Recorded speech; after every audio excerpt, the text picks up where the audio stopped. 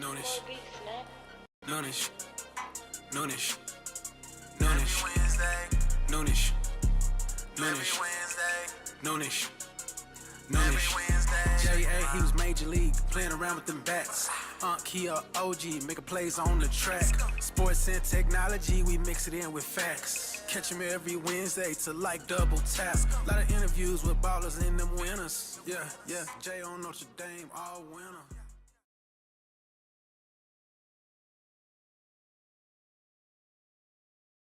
You got to, that's my family, man. You know what I'm saying? Y'all know what it is. What time? My.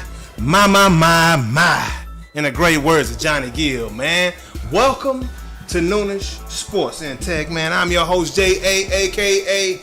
Jonathan Anderson, right here today, man, with you, with my awesome co-host, my unk, blood-related, real unk, no fake, no fraud, no cap. With a cap on and a hat, you know what I'm saying? Ron Bower, what's going down? Hey, man, I'm good to go. I'm just ready for the show, man. Hey. We got some subjects we got to talk about, Hey. and then we're gonna address a couple of things. We ain't gonna get too deep in it. We're gonna stay shallow like they did. Hey, we gonna stay draped up and dripped out. You know what I'm saying? Know what I'm talking about. And why am I not hearing anything? Okay, there we are. So before we get into these subjects, man. We ain't new to this, we true to this. Let me get this volume down on this music so y'all can pay good attention and hear what we got to say.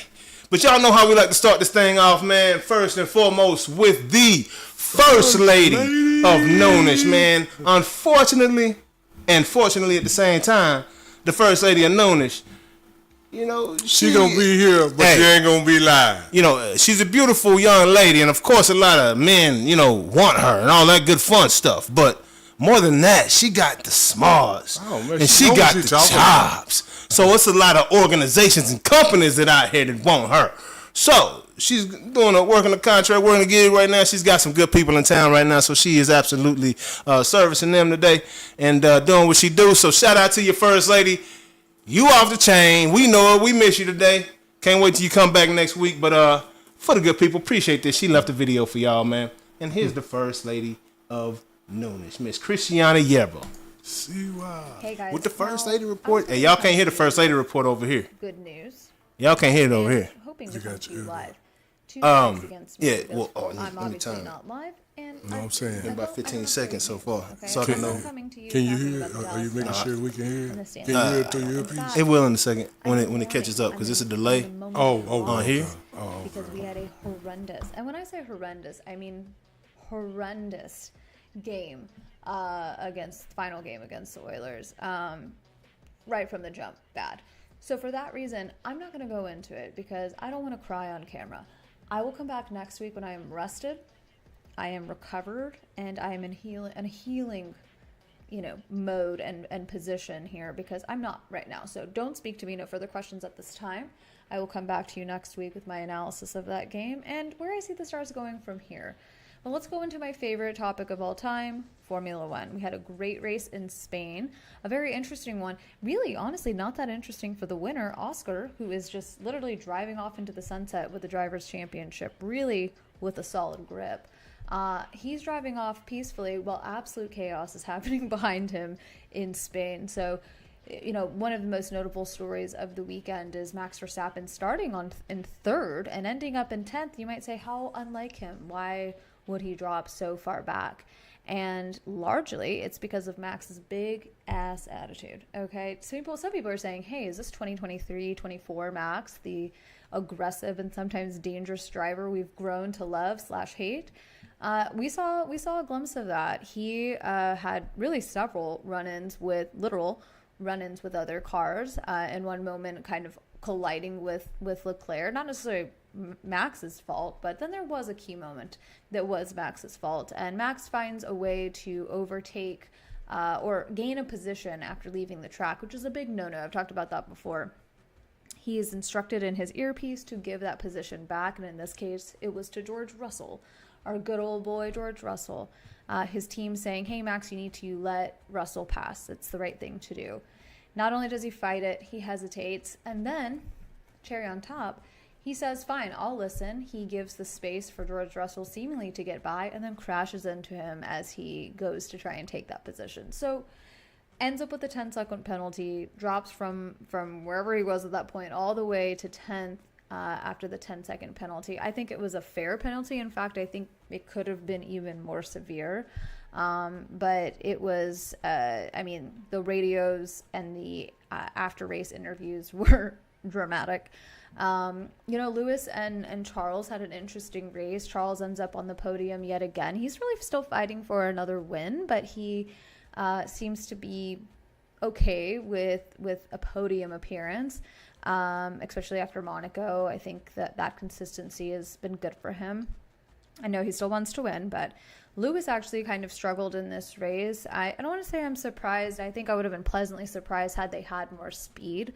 And I was hoping to see them both really make a podium appearance. I think they showed some good pace in the last couple of races. But in this case, Lewis is overtaken by Nico Hülkenberg, who you don't probably even remember me talking about because he's kind of just been there for years.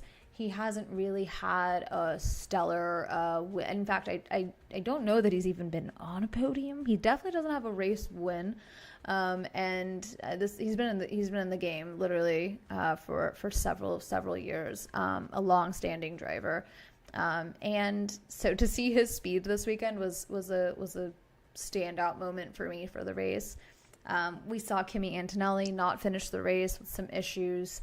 And Lance Stroll doesn't even compete because he has an old injury associated to his hand from a bike accident, ironically, but I guess some sort of related pain to his hand injury that wasn't allowing him to drive in a safe manner, so he doesn't even start his car up. He pulls out of the race entirely. So I don't know, these guys are a little tired, need a little bit of a break. Which they get, just a small one before they head to Canada in about 9 days. So we'll see how that goes. It is not yet summer break, so there's still some work to do, but I've got my eyes out of how they'll recover from Monaco and Spain and how they'll head into really a totally different environment for the team. So we'll keep our eyes out. But I want to give one quick note. We've talked for literally years now about the Formula One movie. We have an official date. June 27th is when this movie is finally going to be released into theaters. If you've made it this far in this video, I want you to message me on Instagram, and I want you to tell me who your favorite driver is and your least favorite driver. I want favorite driver, least favorite driver of this season. First person to message me, I'm going to send you 2 tickets to go to the Formula One movie honestly, whenever you want. But if you're listening, you've made it this far, send me your love-hate on the Formula One grid, and I will send you 2 tickets. So I'll see you guys next week. I hope the show's great. I know you're not going to be missing me too much, but I'll see you all next week. Love you, bye.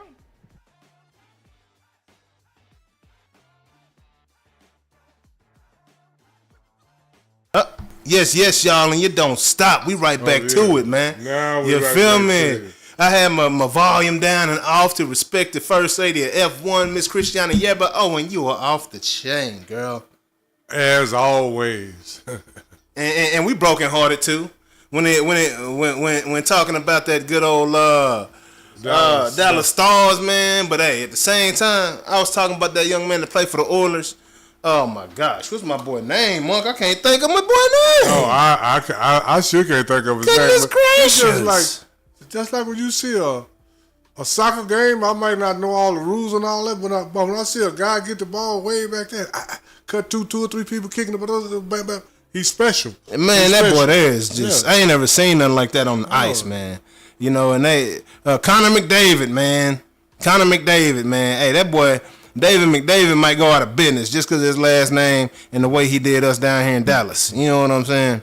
I don't think so, though. David been around for a minute. Yeah. But Connor McDavid, oh my goodness, bro. The boy is just ice water on ice. You know how you do that, huh?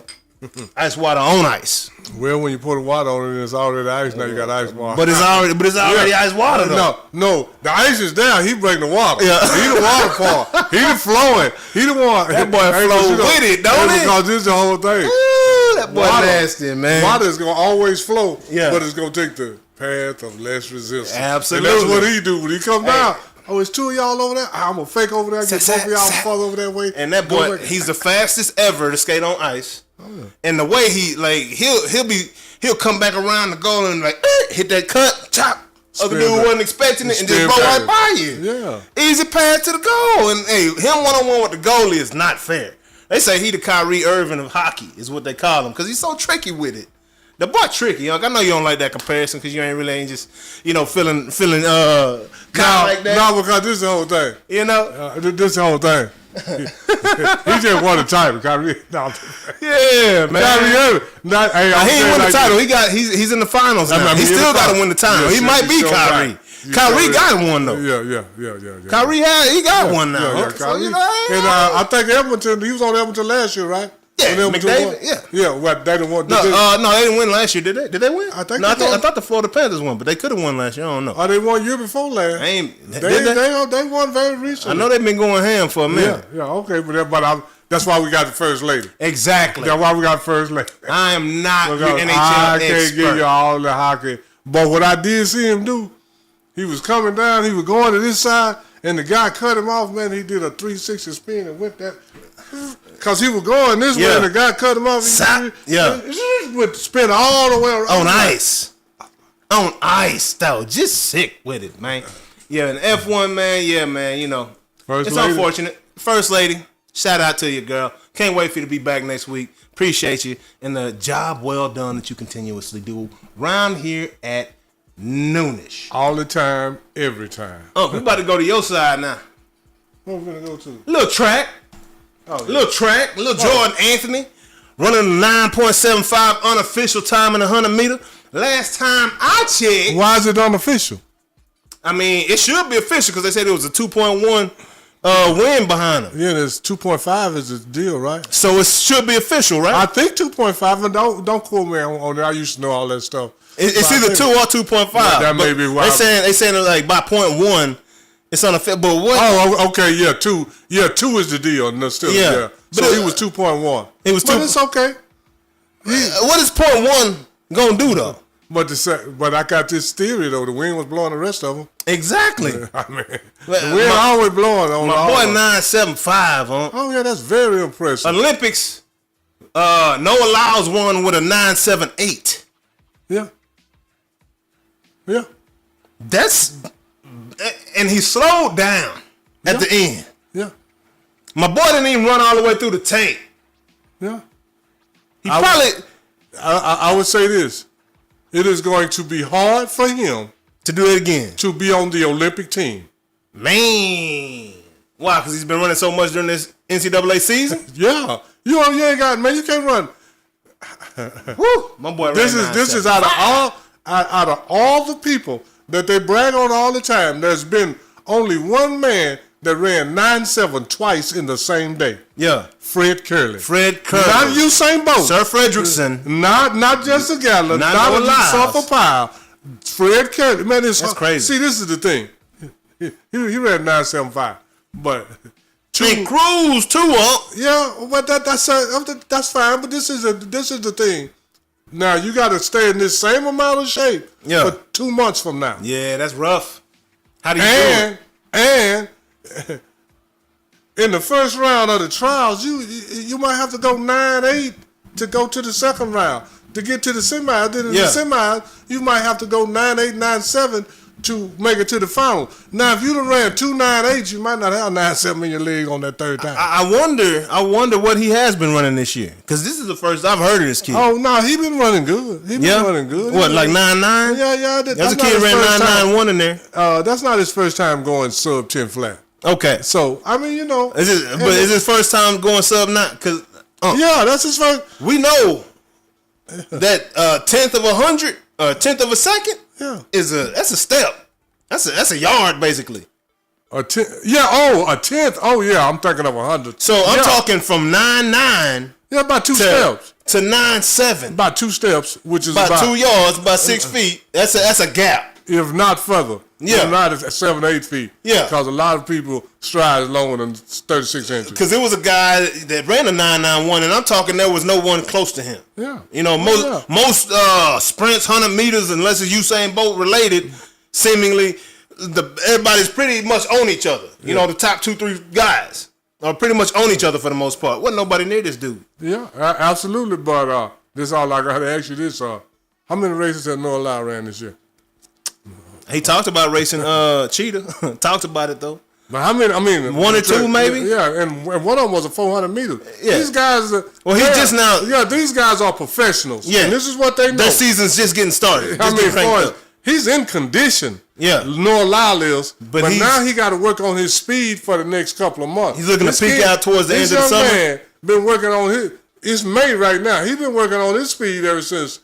January, March, February, he was getting in condition in February and March. But speed, he probably was running 300s and all that then. But then he got down to the 120s and the 150s and some starts and all that. Now he run 9.7.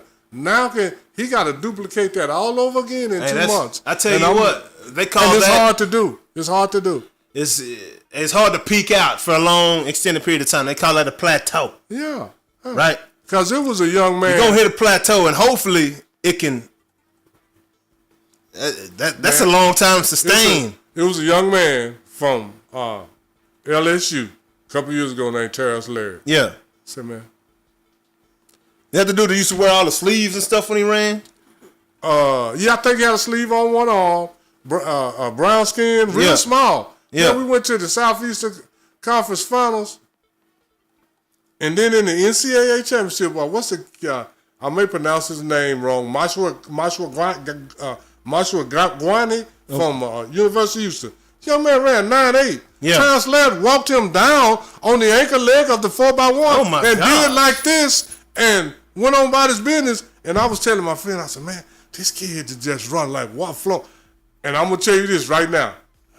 He caught Matthew Bowling and he caught Marshall Gwani twice. And Marshall Gwani had ran 9.8 that year. I haven't ever seen, including Usain Bolt, walk somebody down, run 9.8. That's the only man I ever seen. Cause when and I've never heard of this kid, and where's he at now? Exactly. Yeah. That's my point right now. So this is all phenomenal, but it's not. He ran 19.7. He had to have a crazy top speed if he's walking down 9.8. He ran 9. Because you already going in that relay. He was in the trials, but he been hurt. See, and this is the thing about transitioning from college to pro track. Yeah. In college, this young man got a coach. The school got a trainer. Oh, pro, yeah. He got somebody to. He got pretty much a built-in nutritionist. Yeah. At the because he got a certain diet to eat. Yeah. Okay. Now when he graduated college, turn pro, who's gonna do all that for him? He got to get enough money from Nike or somebody. Was good, you know, he got to get a deal, and then he got to out of that money got to hire a coach, somebody to help him eat right. Yeah. A therapist, a massage therapist, if somebody to stretch him, all that, man. So it's hard.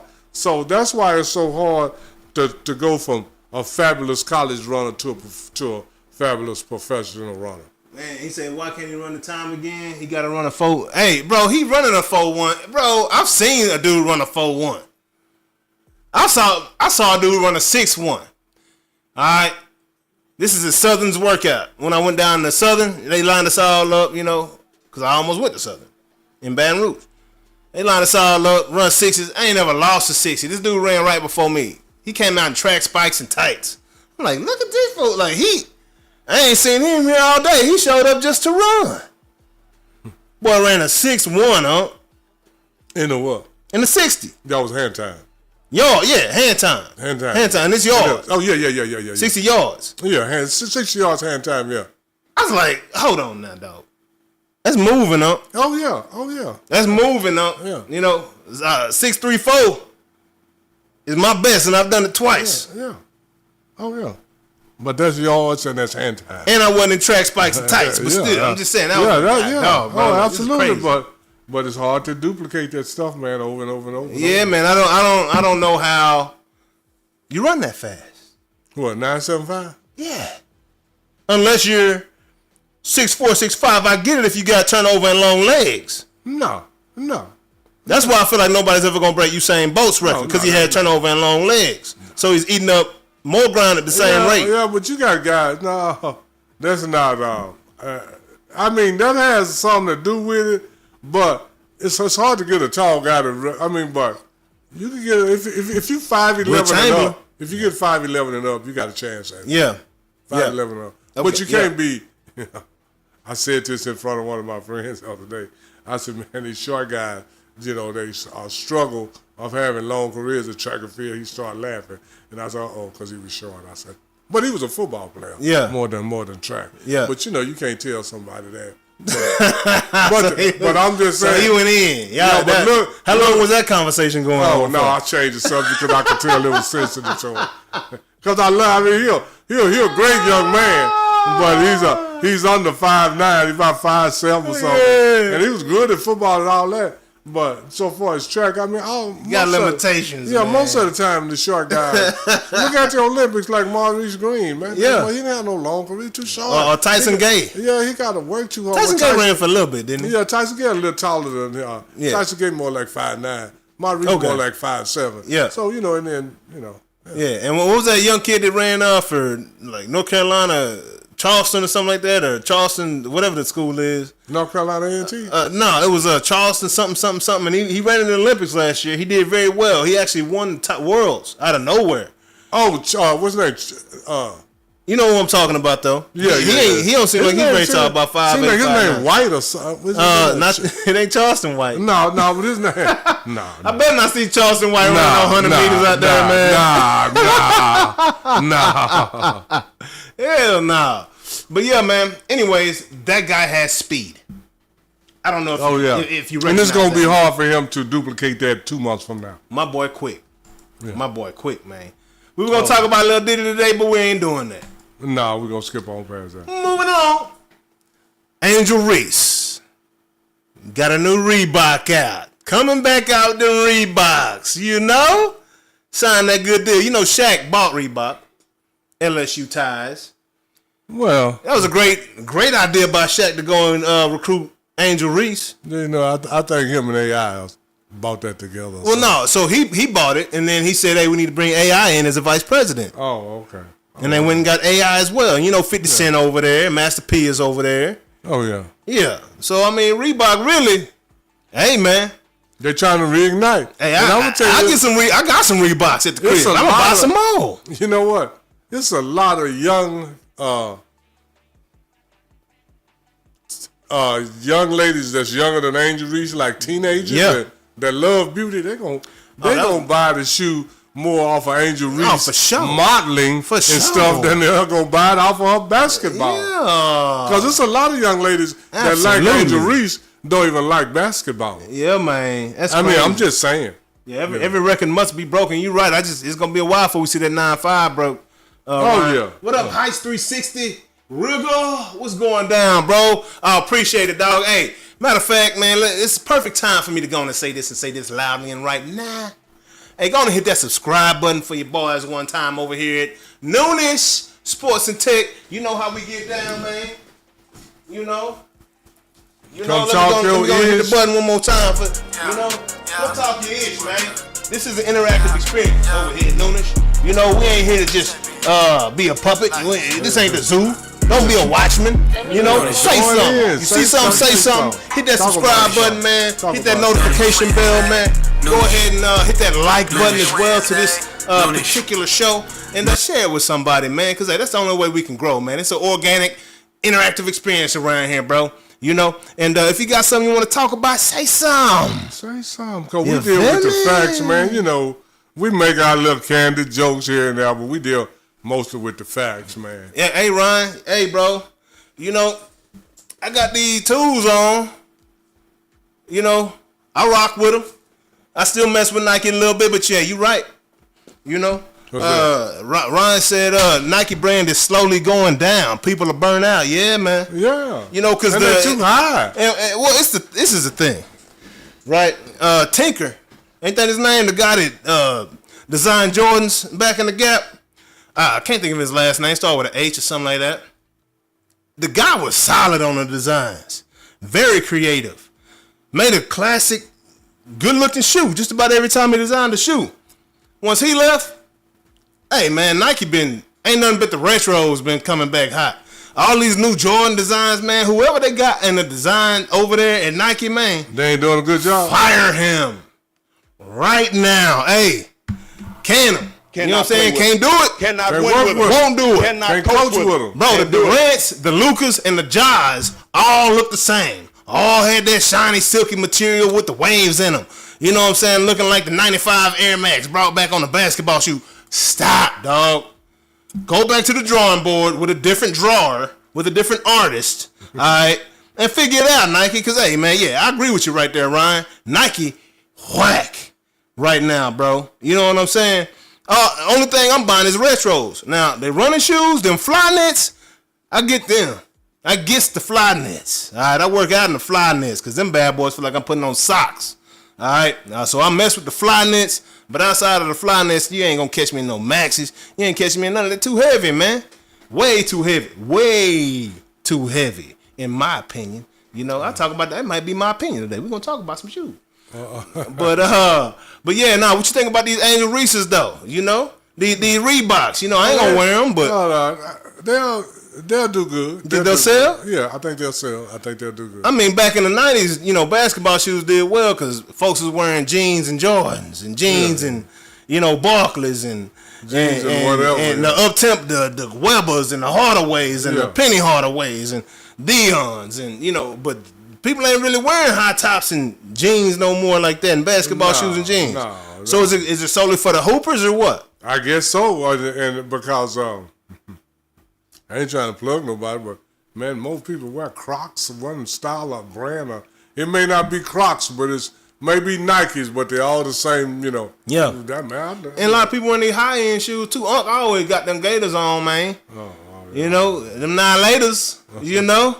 Hey, but, you know, there's a lot of people wearing these. I mean, yeah. Christian Dior's and Louis and Christian Louboutins and the Gucci's. What's and rolling is these. Yeah, absolutely. You know, because people like to Balenciagas and yeah, they like to have an exclusive look on their feet. Yes, sir. What kind of tennis shoes now? Yeah. Yeah. Young man at my church, Sunday before last, had on some shoes called tennis shoes, $800. Yeah, people just be flexing. Just be flexing. Yeah. Once you know I got a little bread, walk on money. I looked at his feet. Step on money. Oh yeah, my daddy gave me these for Christmas. I was like, okay. Oh yeah. Yeah. Oh, okay. Okay. Right on. Okay. Was that your only gift? No, he just got a car. He just got a car. He chilling. University of Houston. Boy, chilling. Yeah. Boy, chilling. He chilling. Yeah, man. But he's a good young man. He deserves all that. Oh, absolutely, man. Yeah. You work for it, man. Work hard. Do what you do. The right things. Absolutely. Dad is smart. Man. Make that money. Break them off. You got good kids. Break them off. Nephew, Deuce driving, bro. Speaking of got a car, Deuce driving now, dog. Hey, nephew. Crazy, dog. That's why I said it. Speaking of having good fathers, being a good young man, you get cars and things. Yeah, you know, you make straight A's in high school and all that. You deserve a car, man. Hey, man, doing that's all why I the didn't good have things. no car. That's why. And plus, we didn't have that kind of money.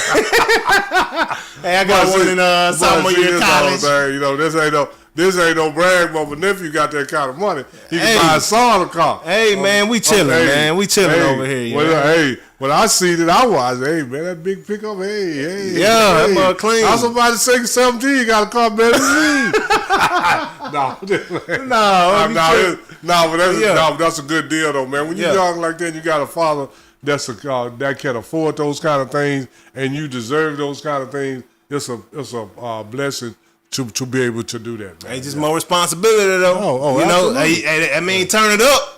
Yeah. That means we giving you a little bit of a boost right here to keep turning up. You know what I mean? That don't mean you won. That means turn up. No, that means keep up what you already got up. Absolutely. And you'll stay up. And then you won't have to get up. Yeah, man. But the only thing they missing, I see, is there a Reebok pump on there? If there's a Reebok pump on that shoe, I might go to the store and just pump them up one time. But moving along, also in this WNBA, Raw, where we at? There it is. But shout out Angel Reese, man. But did you see that Candace Parker's jersey is getting retired by the Chicago Sky? Yeah, I saw that. Well deserved? I guess. You don't think she did nothing? What did Candace? I thought she played with the Sparks. I mean, she was. I thought she spent the most of her career with the Sparks. The Sky got to claim somebody. Yeah, cause the Sparks probably got Lisa Leslie and all that. Yeah, so yeah, I guess did she win a championship up there? I got to research that, man. I hadn't watched WNBA. Hey, nephew Ryan, let us know if Candace Parker won a championship up there. Yeah, I mean I'm just saying. Let me see. I mean, it seemed like somebody else would. Let me talk. Hey Siri, did Candace Parker win a championship with the Chicago Sky? Oh, 2012. Hey, that'll do it. Just one, yeah. 2012. Okay. That might be the only one the Sky got because they trash now. Yeah, I mean, they rock bottoms. Well, we ain't gonna say they trash. We gotta hear a little itty jitty. Yeah, I mean, we got a little analytic. I mean, I ain't gonna say they trash, but the Sky is like I said, they haven't been known as a perennial power. I'm gonna put it like that. Hey, Cuzzo in the building. What up, J Rod? Gerard Bower. Hey, in the high. Let's get it. What's up, J Rod? One time for your mind. Yeah, that's a fam in the building, man. Showing that good love and support, baby. Yes, sir. Let's go. But nah, Candace Parker, I mean, when I think of women's basketball, well, you know, Candace Parker, she on the Mount Rushmore for me. Well, you know, she won that dunk competition in high school. McDonald, yeah, that's right. She was the first one to do it, right? She don't. Is it another girl that won it? Well, Ben, I'm saying, you're right. I forgot about that. Yeah, she won the boys dunk contest. I mean, she just won the wide open dunk contest. Yeah, you know that she got a little favoritism. Oh, because she was a girl dunking. Yeah. No, I mean, but it was good. She could even dunk more than one way. Man, yeah. Yeah. So yeah. Yeah, she was coming with the Statue of Liberty. Oh yeah, it's a Candace Parker. I'm not saying she can't play. I was just kind of surprised that they retired. I mean, but like you said, if they ain't got nobody else, that's your only championship. You know, but that's a good one to attach it to, though. Oh yeah, Candace Parker is what that is. When it comes to women's basketball, she's in the conversation with the Cheryl Millers and I think so. I think she's like one step below the. She's one step below the Cheryl Millers and the Cynthia Coopers and the Cheryl Swoops. You know what I'm saying? Yeah. Like I think she's on that level with the Lisa Leslies and the Rebecca Lobos. You know what I'm saying? Because I think those top Cheryl Miller and Cynthia and Cheryl Swoops. And they up there. Yeah, Cynthia Cooper, they on. They up there. They on their Celtics game. You know what I'm saying? Yeah. And they got the titles to back it up. I'm just gonna tell you this. This for me. For me. Now everybody say, man, I got Cynthia Cooper and Cheryl Miller on a whole different level than everybody else. Who you got out of them two though? I'm gonna say Cheryl Miller. Who you got? Hey man, Cheryl Miller ought to be. I mean, but see, Cheryl Miller never got to display hers on the WNBA level. So, but dogging out her NBA brother that was a basketball. Dog. I mean, you know, it's hard to beat. Cheryl Miller built Reggie. Yeah, that's how cold she was. You know, Cheryl Miller might be better than Reggie right now. No, I'm just saying that's how cold Cheryl was. Just think about it. Candace Parker got a brother in the league too, and I don't even know his first name. No. I don't know his first name. No, Cheryl built Reggie. Yeah, Cheryl used to give Reggie the business. That's what I'm saying. All the way to Reggie got to college. That's the only time he could be in the system. Absolutely, man. Candace right under Maya Moore for me. Hey, Maya Moore cold, man. She cold too. Yeah. And what's my girl out of Duncanville, Tiffany Catchings? Yeah. Don't sleep on Tiffany now. Oh yeah. Tiffany was cold too. Oh, yeah. She in that same area right in there too, man. Oh, it's a lot. So it's all, so when you start trying to separate them, the more you think, the more people in that group. Yeah, absolutely. What up, Twan? Big Dog. What up, Noah? What up, y'all? Appreciate the love, man. Who in the building, man? If you ain't saying something, that's on you. Ghost Space. What's going down? Where my boy Trip at, though, man? Trip ain't saying Nathaniel Jenkins today. It's all good, though. But anyway, Candace Parker, I would say, because that's probably the only jersey they got retired. Yeah, and they got to do something, man. Yeah, everybody got to, not everybody, but if you got a little something, you want somebody to know, hey, I got a little something over here. Are they playing in the same arena as the Bulls? If so, they got to add something. Yeah. They got to have some representation in the rafters. Absolutely, yeah. It's like, man, we tired of seeing that blank up there. Don't look like we gonna win a championship no time soon. Candace Parker, bring it back. Raise the roof for Candace Parker one time. Hey, shout out Candace Parker, man. That's what I'm talking about. Yeah, that's dope. Deal that's dope right there. there. That's dope. Moving along. Man, hey. Cannot play with them. The Knicks said they can't do it, and they won't do it. Cannot coach with them. You know what I'm saying? Can't win with him. Even though he won 17 playoff games. More than anybody else. I ain't seen the Knicks. Since the 70s, Tibbs. I ain't seen the Knicks this decent since Jordan was beating them. And they still wasn't winning. They didn't get this far. Did they go to the Eastern Conference Finals one year? No, the Knicks went to the finals. A few times, right? No, the Knicks went to the finals one year. And kept losing. Lost to Houston, I think. But that was when Jordan went in the league, huh?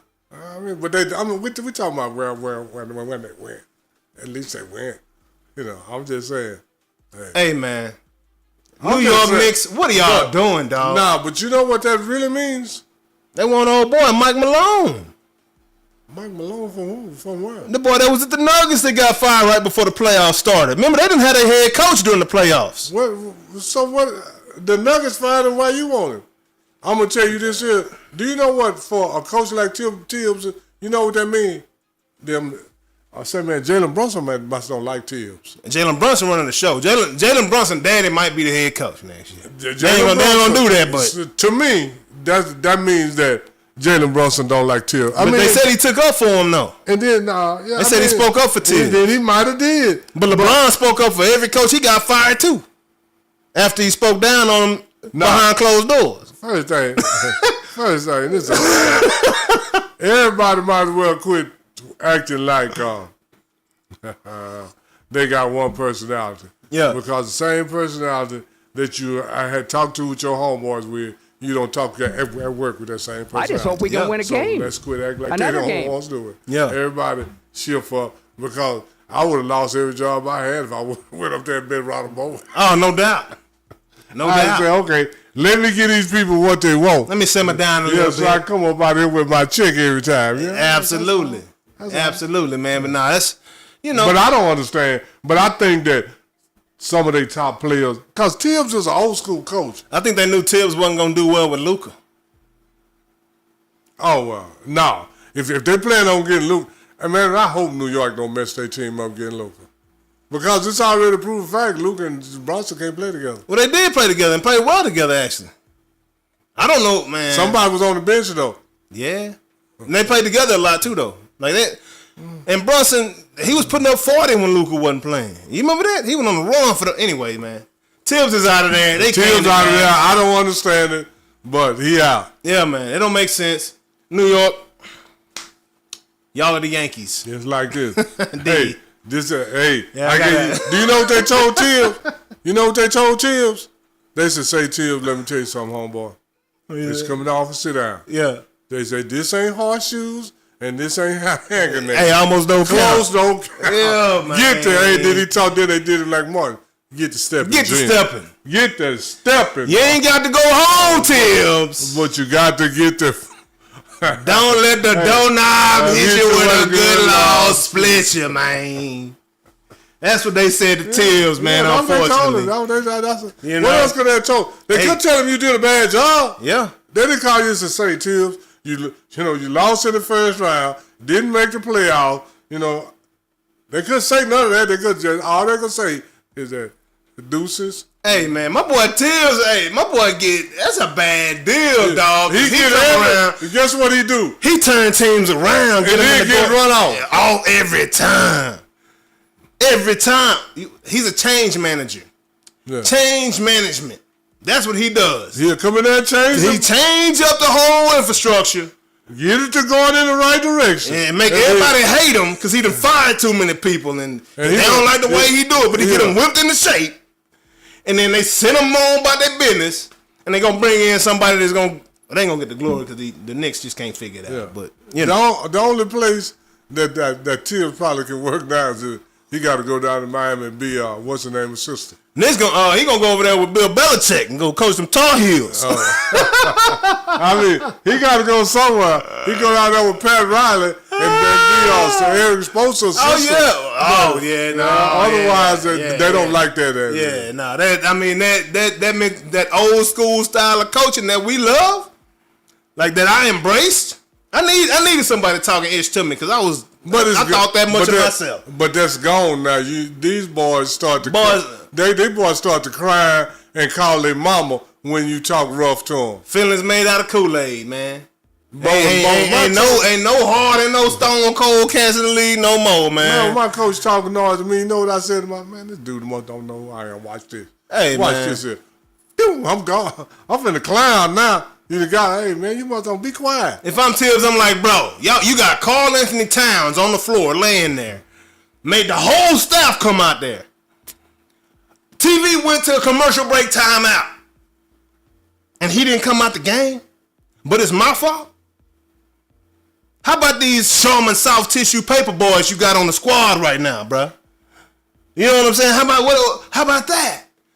Man, I boy, soft as Charmin. Man, that's all it is, and that ain't Tibbs' fault. It ain't, bro. That ain't Tibbs. Yeah, that ain't Tibbs at all, man. So, hey, bro, you can coach. I'll let you know that right now. We done seen it time and time again. You come in and do your thing, bro. You know, like a surgeon. And to win 17 playoff games with the Knicks, you take Tibbs' playoff wins out. I don't know if the Knicks got 5 playoff wins the rest of this millennium. Yeah, because that was in the 90s when they were back with Patrick Ewing. You know what I'm saying? Allen Houston and them boys. Yeah, Carmelo and them, a lot of times they didn't even make the playoffs. I'm telling you, man. So, hey, we'll see how that go. Yeah. You know, moving forward. Hey, Tibbs had y'all, boy. Hey, one more year, Tibbs, he might have had y'all right. You know, but he ran into a Rick Carlisle that we told y'all was the best coach. And that's Rick Carlisle did that to my boy in San Antonio. Okay? So it ain't Tibbs' fault that he ran into a Rick Carlisle. That's like Charles Barkley running into Jordan. I'm just saying. What was you about to say, on? Oh, Tibbs, that dude, man. And I won't understand that. I mean, well, yes, I do. Yes, I do. These guys, they don't like. You make all the money. You're supposed to be in such great shape, but you don't want to practice hard. Yeah. That's what Tibbs. They say Tibbs practice. You don't want to be held accountable. Yeah, but basically that's what they. For being a professional. That's what that's code is. You practice them too hard. How can you practice me too hard for $40 million a year? Man. And you know what? They say that, I don't think. I hear people saying that the Knicks retired in Game 6 because Tibbs run them too hard. No. They retired in Game 6 because Rick Carlisle stretched them boys out. Why you think the Pacers went up there to New York and lost by 30 or whatever it was, 20, 30 points in that game 5? Rick Carlisle strategically playing that. This is so funny. Let's stretch these boys out, gas them out, and we gonna win at home in Game 6. Wait a minute. Halliburton and them boys is on the bench. Okay. Come on, man. If y'all didn't see this, bro, nah, that's an excuse. It wasn't Tibbs. It was Rick Carlisle running them boys out. This is what they do. Man. They make excuses. Okay, Tibbs ran their legs out under them, right? But then they talk about Kobe went and practiced 3-4 hours in the mornings for the game. So how Tibbs gonna run you? First off, you probably should have been there with Kobe. Your legs should have been so strong that Tibbs can't run them out. I'm telling you, man. That? That's what the problem is. Yeah. You ain't doing nothing when you don't see Tibbs. You don't do nothing. I tell you right now, Karl Anthony Towns ain't doing nothing extra in that weight room or running. No other room. No other room. Man. That boy shooting in the gym. Karl Anthony Towns practice is threes. Say, man, I seen Karl Anthony Towns throw a cross-court pass like this. Everything, face, jaw shook, all this. I was like, that ain't no solid in that at all. I mean, man, I'm just saying, you make too much money not to be in shape. Let me go to these comments one time. Candace right under my boy, yep. Miss Wright, yep. Miss Miller, the whole 3-time comment, yep. Miss Miller, 100-point fact, yep. Tibbs overworked this play. Man, hey, I don't know, man. I've heard that everywhere he went, but I don't know if Tibbs would have coached in the 90s, we might not have ever heard that. Or the 80s or the 70s. Yeah. We never heard that. And I say the 90s because that's the end of that mentality. Yeah, that's you know what I'm saying? Let me see. Real question here. If LeBron James had a Hall of Fame coach his whole career, how many rings? Yeah, like, I mean, man, we can. Because LeBron didn't listen to none of his coaches, no way. Well, first off, they didn't know what the hell they were talking about. Yeah. I mean, name one. I mean, was it David Black? Well, Brown? Yeah. Every coach LeBron had, they not only got fired from LeBron, they got fired somewhere else too. Absolutely, man. I mean, but we can filth all day, yeah, and all that. But this is the thing. What we just got to accept for what it is. Yeah. LeBron got 4 rings. That's all he got. Hey. That's not a criticism. That don't mean that LeBron not a great player. That don't mean none of that. But that do mean that he ain't the greatest and nobody else is either in a team sport. LeBron James, look, after this year, the Lakers don't go. I want LeBron James to stay in LA. I want JJ Redick to get fired. And I want LeBron James to be a player coach like Bill Russell. That's what I want to see. Hey, but this is the whole thing. Bill Russell won 2 titles like that. Yeah, but I want to see LeBron try. I was just reading where it was all these players from the 90s and Charles Barkley and all these people saying, oh, LeBron should retire. Man, you didn't retire. Man, LeBron didn't he just average 27? What up, April? Didn't he just average 27? Man, yeah. Ain't nobody gonna retire from the NBA when they average 27 points, win championship or not. Because you think if you get enough help, I can still score 27. If I get enough help, I can win another one. Unless Megatron came and played for the Pistons. He might retire early. I mean, but that's it though.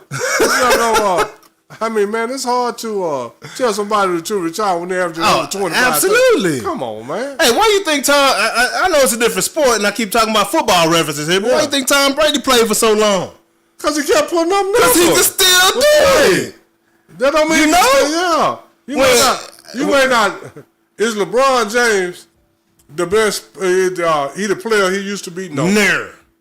Absolutely not. But right now, LeBron James is in the top 5% of players in the league. In the world. If not in the top 3. He can beat me. He might be, I'm talking about in the NBA. Yeah. He's in the top 3 or 5% players in the NBA right now. You think so? Yeah, he is. He is. He proved that in the Olympics. He proved that in the Olympics last year. Yeah, then how many people average 27? And it's the IQ. It don't matter how you do it, as long as you do it. It's everything that comes with LeBron package, man. Like, the man got an IQ now. His ability to do what he want to do when he want to do it might not be there anymore. And anybody's talking about he needs to retire and why he's still scoring 27. I mean, that's hard to do. Hey, man. That's hard to do. A great man by the name of Curtis Wilkerson once told me, hey, man, as long as they'll keep paying you, put on that jersey. Especially, he just signed a new contract too, didn't he? LeBron? Yeah. As long as they keep paying you. Especially 40 or 50 million, who going home? Keep putting on that jersey, dog. You know what I'm saying? We had Roy Williams on this show. Receiver Roy Williams talking about how he regret not going down to Miami. You know what I'm saying? After his stint in Chicago. He got an offer from Miami and chose to go with his family and start his post-football. Ain't no money like NFL, like pro money, man. Ain't no treatment like pro treatment. No. That's why you got these guys flipping out when they leave the league. Because they no longer know who that. That's why we made this show. You got guys flipping out. That's why we created this show. Because people don't know who they are once they leave the league. Yeah. They have an identity crisis. Rest in peace, Junior Seau, one of the greatest linebackers we ever, one of the nicest, greatest men how many NFL Man of the Year did he win? And as soon as he retired, he committed suicide, man. Like, it's a real situation, man. He didn't know what to do. Had nothing to do. Didn't have nothing to do with this. So as long as they'll pay you, wear a jersey, bro. Keep putting that thing on, man. Yeah. You know, that's my advice to LeBron. Play till you 50, dog. Satchel Paige suited up with the Cleveland Indians at 56. Yeah. You know what I'm saying? So, hey, keep playing, bro, as long as they'll pay you. You know? And they're going to pay him as long as he averages 27. Absolutely. You get your money. Absolutely, man. Reinvent your game, because I heard Jeff T said it wasn't $40 million per year, but I think he said when he was playing, they told him that if he averaged 12, 5, and 5, I think he'd get $40 million for 5 years or something like that. 12, 5, and 5. Yeah. Man, see, and one thing that I don't know, how does Crawford not have a job somewhere? Because that dude game is it don't go away. Like I've never seen him cook or not cook. You know what I'm saying? Off the bench, starting. Yeah, but he's pretty old now though. No, he ain't that old. Jamal Crawford? Yeah, he younger than LeBron. About the same age. Yeah. I mean, well, you know how that. And he was cooking when he left. That ain't the first. I think that's the lead though. Yeah, just trying to get that ain't the first, move past the older guys. Yeah, that ain't the first time that happened. Oh no. Professional sports is a young man's profession, and not only young man, it's a right situation. Type professional, you gotta be in the right situation. Timing, yeah, absolutely. Yeah, timing, and perfect place, perfect time. Yeah, because if you're not, it don't matter how good you are. Absolutely, man. Absolutely, but anyway. We'll keep this thing rolling, bruh. But Tibbs, you'll be back in the league if you want to. Yeah, Tibbs, you know, you'll build somebody well done in New York, but man. this the whole thing, Tibbs. You gotta realize you'll build them, but they'll run you off though. Yeah, bro, it's hard to compete with Diddy. Moving on. In that NBA East, of course, we were just talking about those Knicks, man. Them Pacers did them boys in, just like I told you, Oh yeah, Rick Carlisle. I said that. Yeah, I mean, you said the same thing on that one. I mentioned I'm picking the Pacers right now. Yeah, I'm picking the Pacers right now. Yeah, who I got? I got the Pacers. Yeah, I got them right now. In the finals, I got the Pacers. I do too. Right now. I said right now. That's the whole thing left is the finals. I got the Pacers. We're going to talk about that and say we ain't supposed to. Oh, okay. Premature right there. Okay. So what did the Pacers do to these Knicks to dismantle them the way they did? Huh? They wore them down, man. Yeah. They were too deep, too big, too everything. Too much Siakam. Too young. Too much Halliburton at the end of the game. Yeah. Too much Neesmith around that perimeter. Yeah, too much Miles Turner. On them boards, yes, sir. On that defense. Oh, what I say you win the championship with your third, fourth, fifth, and sixth guy? Absolutely. But that's, we're going to get to that other series in a second. But yeah, that's what they did. The Pacers bench, the Pacers, period, just outplayed the Knicks at the end of the day. Period. They stretched them out. Like I said, that game 5, they went in there with a game plan in New York. Rick Carlisle was like, hey, guys, we're going to be on the court. We're not really going to play, though. I want you guys to conserve energy, get ready for Game 6 back here in Indiana. But yeah, we're gonna let them have it, get them all nice and hype, and send their ass home packing. Right? Send them back home packing. Remember what they did to the guy in the Pacers jersey in the streets, throwing them trash bags at him. We got your back, homie. They got some strange stuff going on with Indiana. They don't. Hey, my boy that boy on was it witness protection?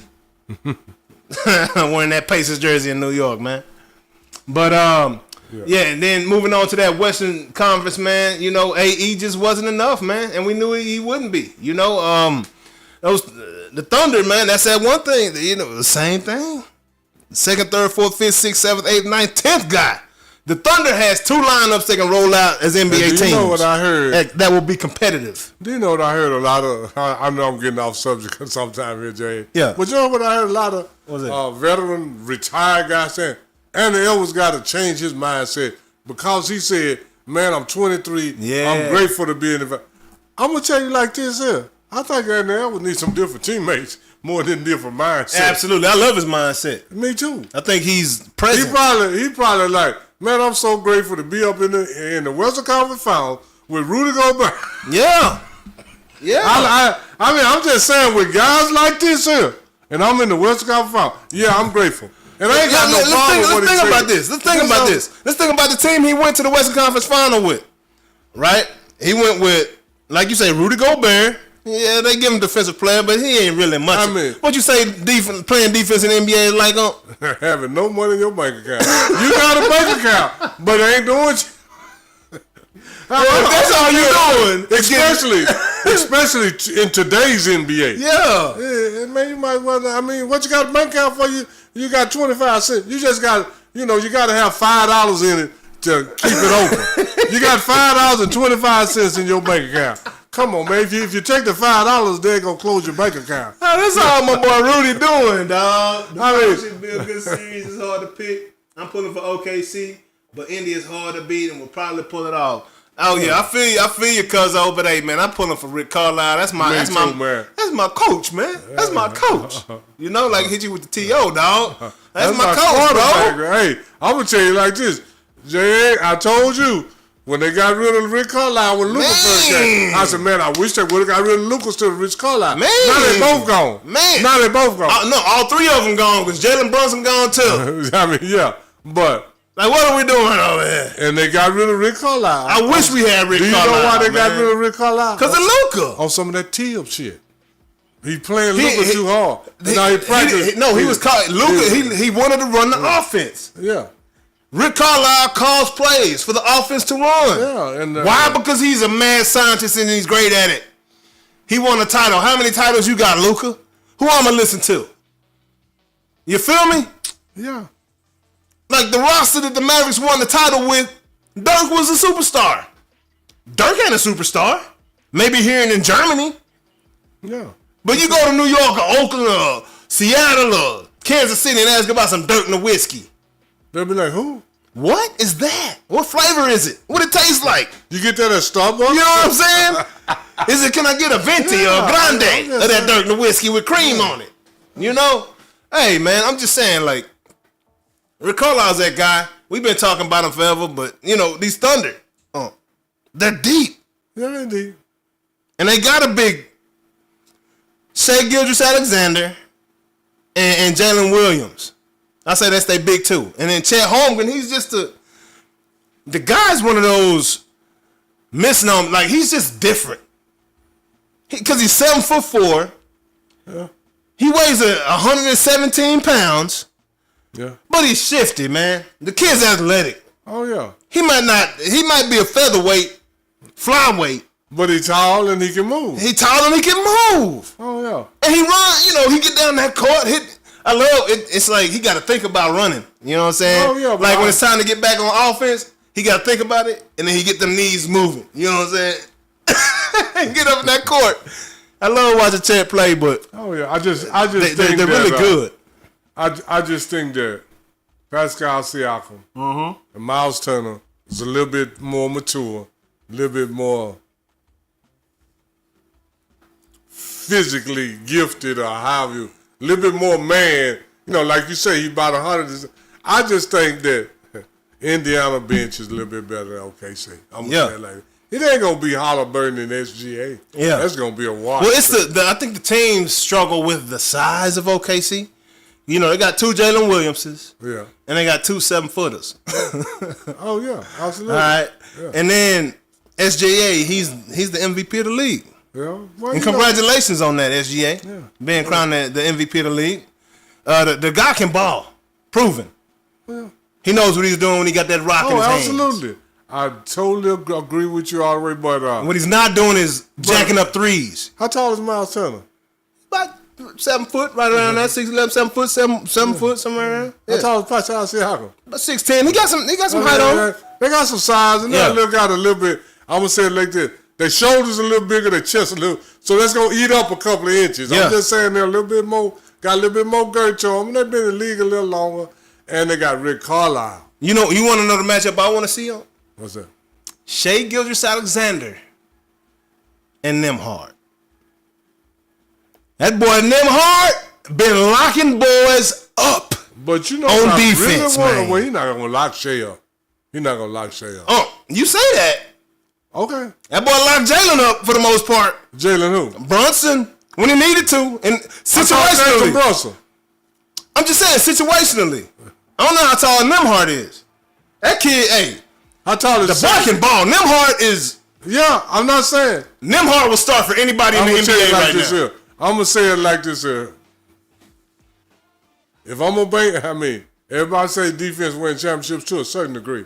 Yeah. You gotta be able to put that ball in the hole. You know, in any sport, you gotta be able to score to win. Yeah. So I'm just saying that Nembhard, I ain't gonna say I'm gonna say it like this: the kind of player that SGA is.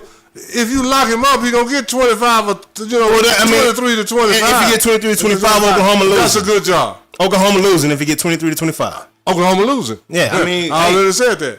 Yeah, that's all I'm saying. I mean, that's gonna be the. Gotta hold it up for a little suspense around here. That's gonna be like this here. What up, El Chico? That's gonna be like Andre Iguodala. Mozart, what's good, big dog? That's gonna be like Enjoyed Andre that conversation, Iguodala got the MVP. Yeah. And they talk about all the defensive job he did on LeBron. LeBron averaged a triple-double, then the 30-something points. But 30.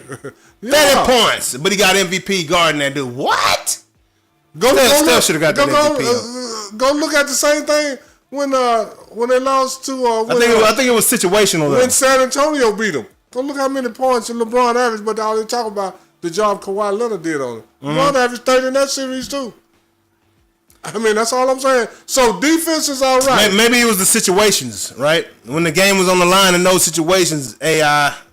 No, they didn't have nobody else. First off, your superstars didn't really play on the superstar level, so you got to find somebody. Yeah, no doubt. No doubt.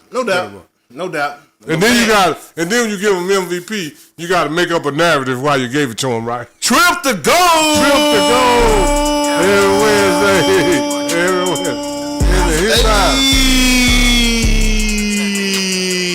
Let's get it. It's your boy Trip. It's your boy Trip. Now we every going Wednesday. We got the finals. Yeah. You know, but hey, if you haven't already, go and hit that subscribe button, man. That notification bell. Like it, share it. We're organic, bro. You know what I'm saying? Trip say Halliburton can't score with Shea. Halliburton and Neesmith can together. First off, you know what I'm saying? First off, Nembhard can score too. First off, Trip, I don't think Halliburton and Shea even gonna be on each other that much. No, they're gonna avoid each other, just like these young players. Just like Jordan didn't cover the top dude on the other team. Yeah, but that's why I do appreciate Anthony Edwards because he will. He wants situationally. I mean, pretty much when they played Phoenix. Man, he was on KD a lot. Oh yeah, but that's KD. He's not running around the court. But then when he was on, then when they played Dallas last year, he was on Kyrie a lot. He might have said he was tired. He might have got tired.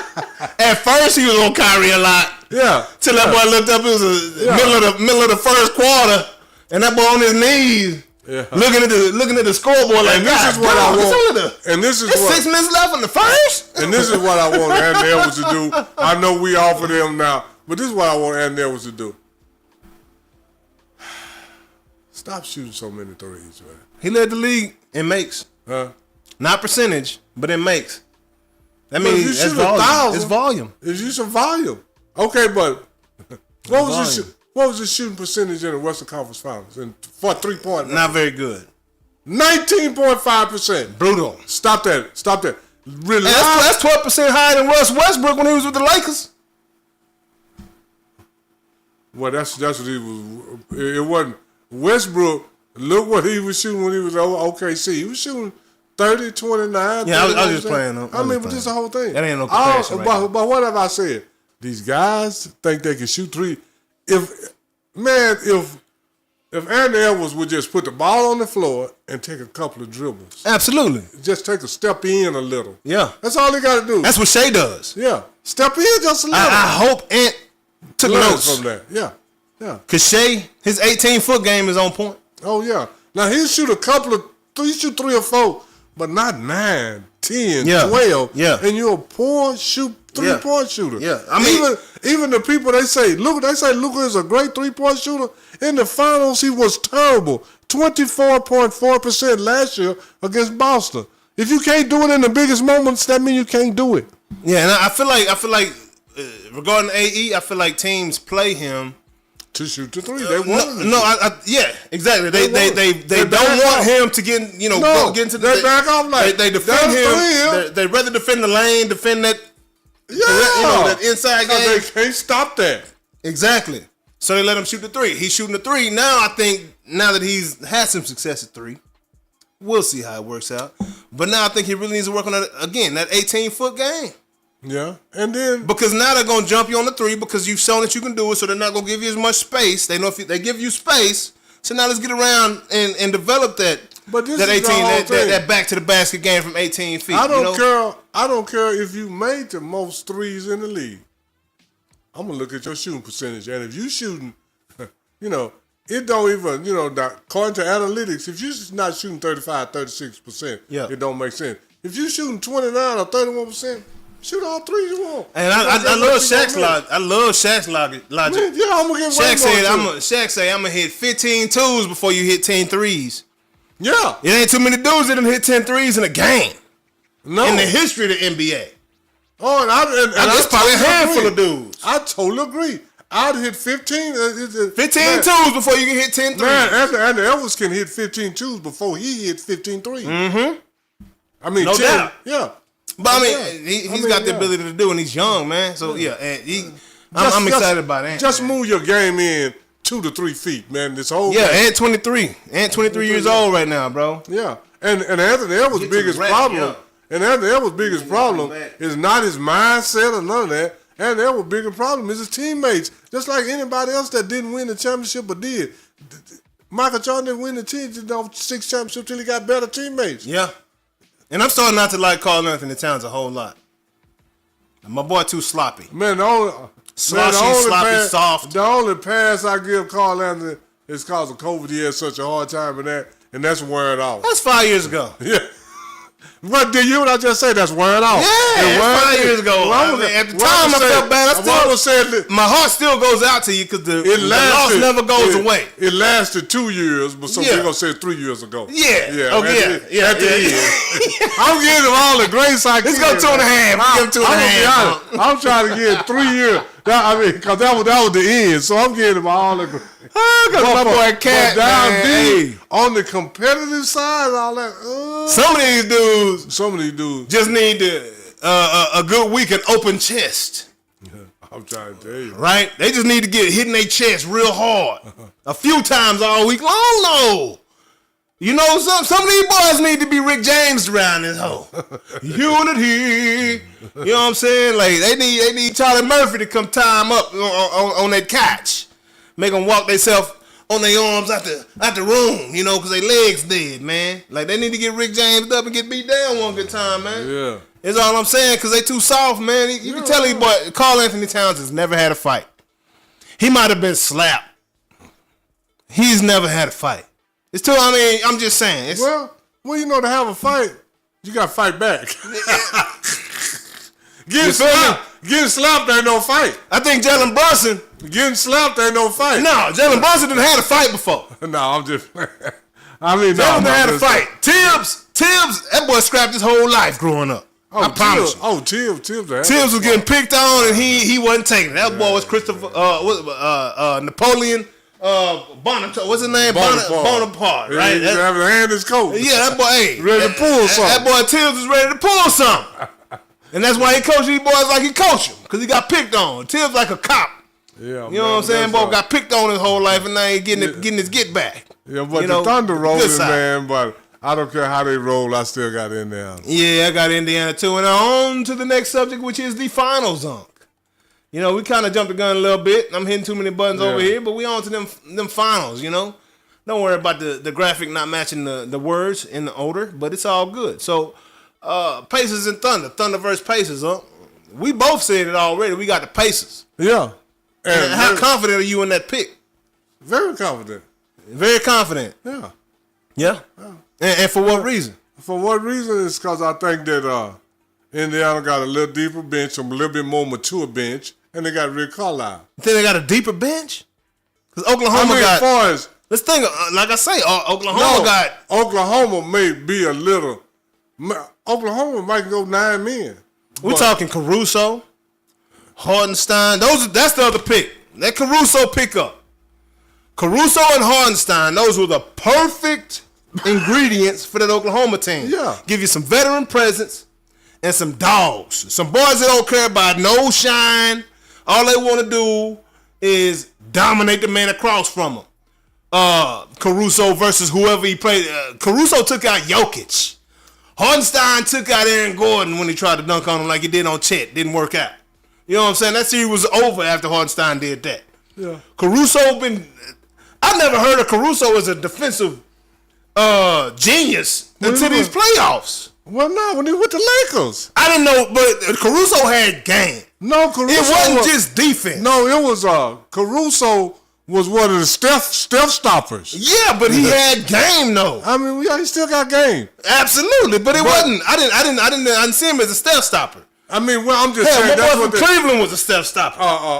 What's his name? DiVincenzo. No, not DiVincenzo. You know what I'm talking about. Start with a D. Yeah. Right? I can't call his name right now. Yeah. But I'm just saying, those guys, and then when you say step stopper, it ain't no such thing as that. Still, no. You might can step slow down. You might can slow him down. Iguodala against LeBron. Like, it ain't stopping him. You ain't stopping him. Yeah. You know, you might just be in the way more than other people. He might not have hit 8 threes tonight, but he hit 7. Yeah, he might hit 5s to the 8. You know what I'm saying? Yeah. But yeah, you know, Caruso was a defensive. Caruso was in the bubble. Yeah, he was in the bubble. He was on that championship team. Absolutely, he was. Yeah, he was more of a he was known for defense. But he was signed on offense too, though. Oh yeah, he's some and he's still knocked down for Oklahoma. Yeah. So they got Caruso and Hardenstein. Hardenstein, he was a Knick. If the Knicks had Hardenstein, they might have done a little better in that last series. I'm just saying that when you get to, it's a lot of evenness across those teams. But I think Pascal Siakam is really one of the major differences. Oh man, that's cold. Man, Pascal, man, this is the whole thing. This will give me Pascal. Just like when Kawhi went up there, man. Pascal played his butt off in that. Yeah, he did. Appreciate you, Coach Dream. You off the chain, all of that. man. So Pascal can play. You off the chain, baby. And he been there, and he know.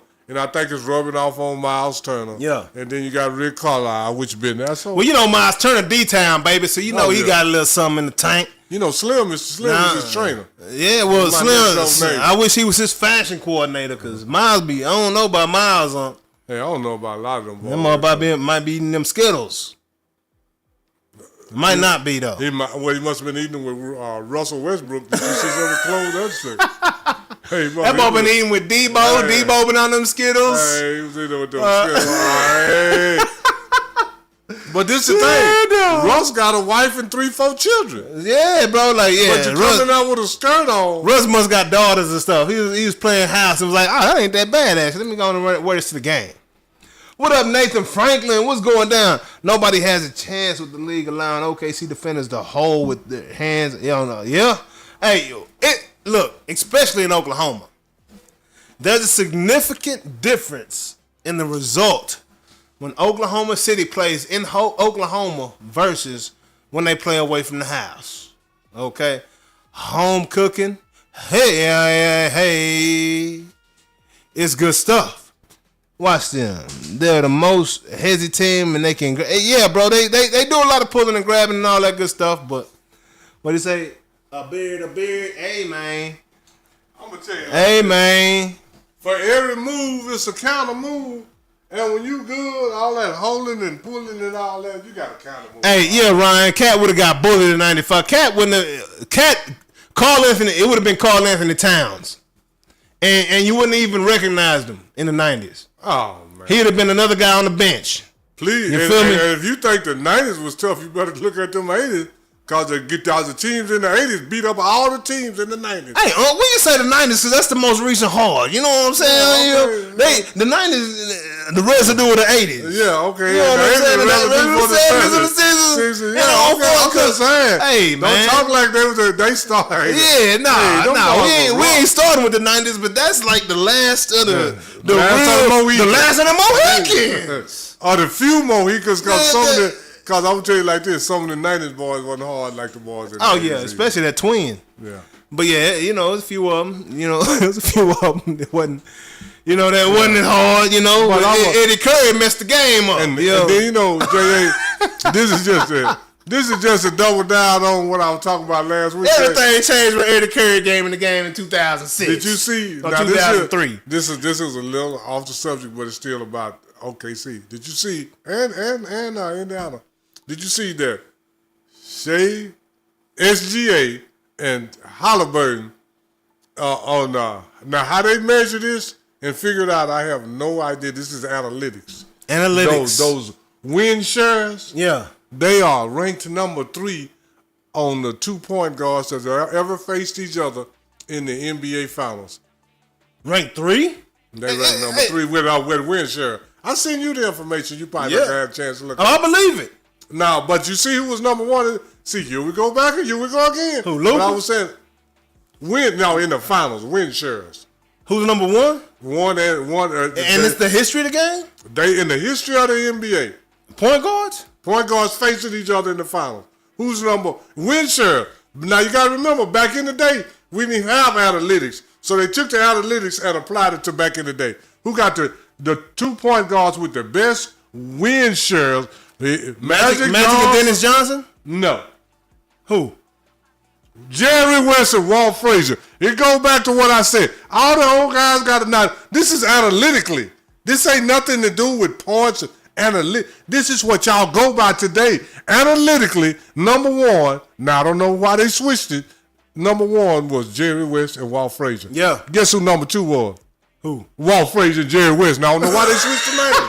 I don't know why they switched the name.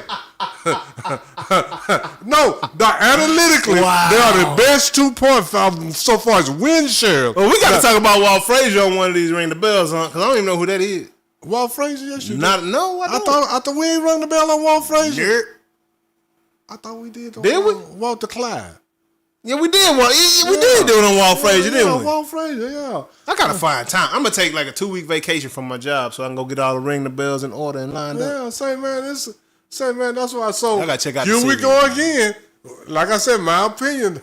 All the old guys did all the good Appreciate it, stuff. Nathan Franklin. You know, all the old guys did all the stuff. Hey, hit that the subscribe young guys button up. can't do. So I mean, here we go again with that. But that was last week. Yeah. But I'm just saying that at least Shea, SGA, and Halliburton, they number 3. That's wild. For a win share. And then when you look at all the great point guards in the past, they probably had a lot of help, so that's why it was for. Magic had Kareem and James Worthy, so it's hard for him to get a lot of win share because Kareem gets some win share, James Worthy gets some win share. Yeah. You know, but I'm just When saying people that. bring up the old school, this would kind of don't make sense to me. Right? They talk about how old school played against plumbers and firemen, and then they also be like, it's only 10 teams. Think about if it was 10 teams in the league right now. If it was 10, no, it was 12. I'm saying what they be saying. It'll be- But think about if there was only 12 teams in the league right now. Let me tell you like now, if it was 12 teams in the league, it's guys that's in starting lineups That wouldn't be in the league right now. Right now. You got 30 teams, man. It's 18. That's 18 teams worth of dudes that wouldn't be starting right now. You heard what Bill Russell told Michael Jordan, right? What was that? When Michael Jordan, he said, don't you remember the shot that Steve Kerr hit when y'all won the championship? He said, that would have never happened back in my day. We ain't Michael had Jordan threes. said, why? He said, because Steve Kerr wouldn't have been in the league. He wouldn't have been good enough. Wow. That's what Bill Russell said. Facts. I'm just saying now, if Bill Russell Facts. could coach and play and win a championship, he the best basketball mind ever to me. That's what I'm saying. Oh man, my bad. I didn't mean to. I'm just saying. No, that makes too much sense right there, man. But as we stated, Yeah, as we stated, there is we don't want any confusion in this. I got Indiana. We have the Indiana Pacers winning these finals. I'm putting money on it every game. I'm gonna come out on top too. But y'all know what time it is. It's time for what? Shing-a-ling, shing-a-ling. Jang-a-lang. Hey, ring the bell.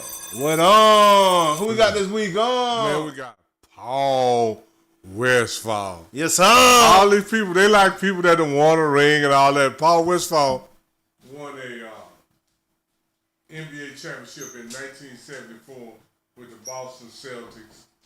And Paul Westphal, his numbers is not that gaudy, but yeah, his prime years until he got hurt was what that was. Okay, because Paul Westphal averaged 15.6 points for his career and 4.4 assists. He is in the Hall of Fame. He was a 5-time All-Star, so he could play. And Paul Westphal was drafted by the Boston Celtics in 1972, 72, which turned into the 73 season. And then in 73, 74, that was his second year. Then 74, 73, 74, his second year in the league, he won a championship with Boston. And then he played one more year with Boston, and then he got traded to the Phoenix Suns. And that's when he became the Paul Westphal that everybody knew as a 20-point scorer. Because I'm finna run down some of his statistics. And like I said, he is in the Hall of Fame. He's a 5-time All-Star. Okay, in 72, 73, when he got drafted by the Boston Celtics, he only averaged 4.1 points per game and 1.1 assists. He only played 60 games. Because you know, in 1972, 73, man, it was hard for rookies to come into the league because most of the guys that were in the league in the early 70s stayed in college 4 years. So they was mature when they got to the league. So after you get 26, 27, it's hard for somebody to come into the league and take your spot.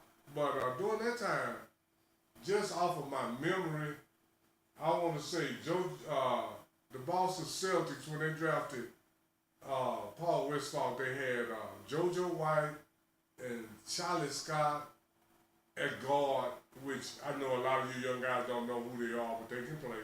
And Paul Westphal was playing behind those guys. And then in 1975, 76, he got traded to the Phoenix Suns. As soon as he got traded to the Phoenix Suns, his point average his rookie year was 4.1 points. He played 60 games because he was a rookie. He wasn't hurt. And then in his second year, he averaged 7.2 points. He played 82 games. And then in his third year, he averaged 9 points. He played 82 games again. Then he got traded to the Phoenix Suns. He averaged 20.5. This is when he went into the Paul Westphal that was a 5-time All-Star. He averaged 20.5 points and 8.2 assists. And then he went to 21.3 points, 8.1 assists. Then he went to 78, he went to 25.2 points and 8 assists. And then 78, 79, he went to 24 points and 8.1 assists. And then in 79, 80, he had 21 points and 3.6 assists. But all these years, Paul Westphal, here's another guy. Out of his 12 years, he played 4 times he played 82 games, 2 times he played 81 games, and 2 times he played 80 games. And the only times he didn't play 80 or more games was his rookie year, he played 60, and then he got hurt in 80-81, and then he got traded to New York. He played 18 games. And then in 82-83, he came back, he played 80 games. And then his last year, he played 50 games. But in Paul Westphal, 1, 2, 3, 4, 5, 6 prime years, he averaged over 20 points. And, you know, Paul Westphal is one of those guys that, you know, you don't hear a lot about.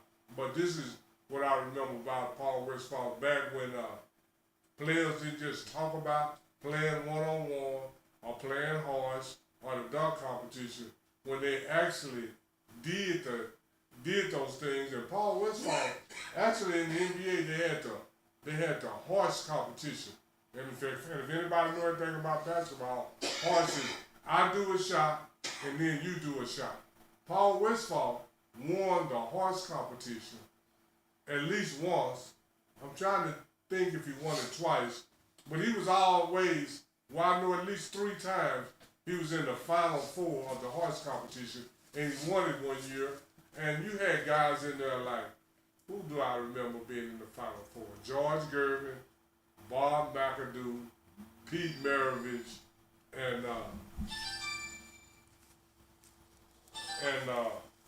Bob McAdoo, Pete Maravich, Iceman, George Gervin. You had guys like that in the horse competition. So when you can take a guy like Paul Westphal, 6'4", and actually win the horse competition in the NBA, and one of the moves that I remember Paul Westphal making, y'all excuse me, that was my phone, that I remember Paul Westphal making is that he jumped in the air, he touched the backboard on this side of the rim, went under the rim, touched the backboard on that side of the rim, and then dunked the ball in the horse competition. And that was one of the shots that it was hard for guys to make. You know, and I remember once I can't remember how he did it. He threw the ball against the back of the backboard, caught it in the air, ducked his head, went under the backboard and dunked the ball. So he was doing all kind of tricks and all that. So, like I tell all these young guys now, y'all talk about who can play the best one-on-one, who can do this, who can outdunk. Get in the competition. Start a one-on-one competition. Start a harsh competition like they did back in the day. But these guys, you know what they did these harsh competitions and stuff for? Is that they made it, because whoever won the harsh competition might make I can't remember, extra $50, $75, $100,000 per year and all that stuff. So you had guys that were top-level players, and Paul Westphal in his prime was a top-level player, and Paul Westphal could play. And I know a lot of you young guys remember Paul Westphal from being the coach of the Phoenix Suns. Absolutely. That's who I remember him from. But he actually played for the Phoenix Suns and averaged over 5 years, 20.5, 21.3, 25.2, 24.0, and 21.9. Oh, man. So he was a baller. Steve Nash. And before that, not quite Steve Nash. No, because the game was different then. Steve Nash, tiny Steve Nash. Because back in the day, they used to actually, see, this is what I try to get these young guys to understand. Man, back in the day, the game was so different because this is what they coached back in the day. And football is gay, apparently. Pass the ball up the court. You can pass the ball up the court faster than you can. I don't care. You get the fastest player. I'll stand at the baseline. Before he take 3 steps, somebody on the other end is catching the ball at the top of the key. Yeah. So we were taught to pass the ball up the court to advance it rather than dribble it. That's what I was going to add on. Rather than dribble the ball up the court. Paul Westphal. Yeah. So, and let me make sure we got the right graphic up right here on this now that we changed over. My fault. Let me go on and get the right. Paul Westphal was one of those dudes, man. That back in the day, you had so many guys doing so many different stuff, and then when I hear the guy say, so-and-so, these guys can't play, and I'm just like. So what I was going to say is, the guy down in Miami right now is credited with the Showtime Lakers offense. Pat Riley was Paul Westphal's assistant when he actually created the Showtime offense. Yeah. Pat Riley was just more of a player coach than Paul Westphal. Yeah. But Paul Westphal was a mad scientist that came up with the Showtime Laker offense where they was running and gunning and pushing that thing down the floor. No, you're talking about Paul Westhead. That ain't Paul Westphal? It's Paul Westhead. Oops. No. I mean. Are you serious? Yeah. See, go look how many. Ask Siri, how many. Hold on. I gotta go to the iPad. Ask Siri. What? How many championships do Pat Riley have with the Lakers? Hey Siri, how many championships does Pat Riley have with the LA Lakers?